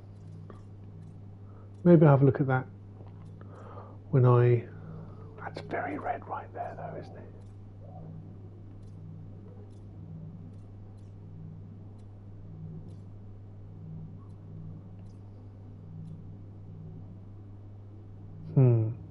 All right, yes, I'm hungry, and therefore my brain is full of half thoughts and food thoughts, which is not the best time to make a decision, so I'm going to save, and we will call that session today done. Thank you very much for watching, and I hope you have a great day, and hopefully see some of you tomorrow.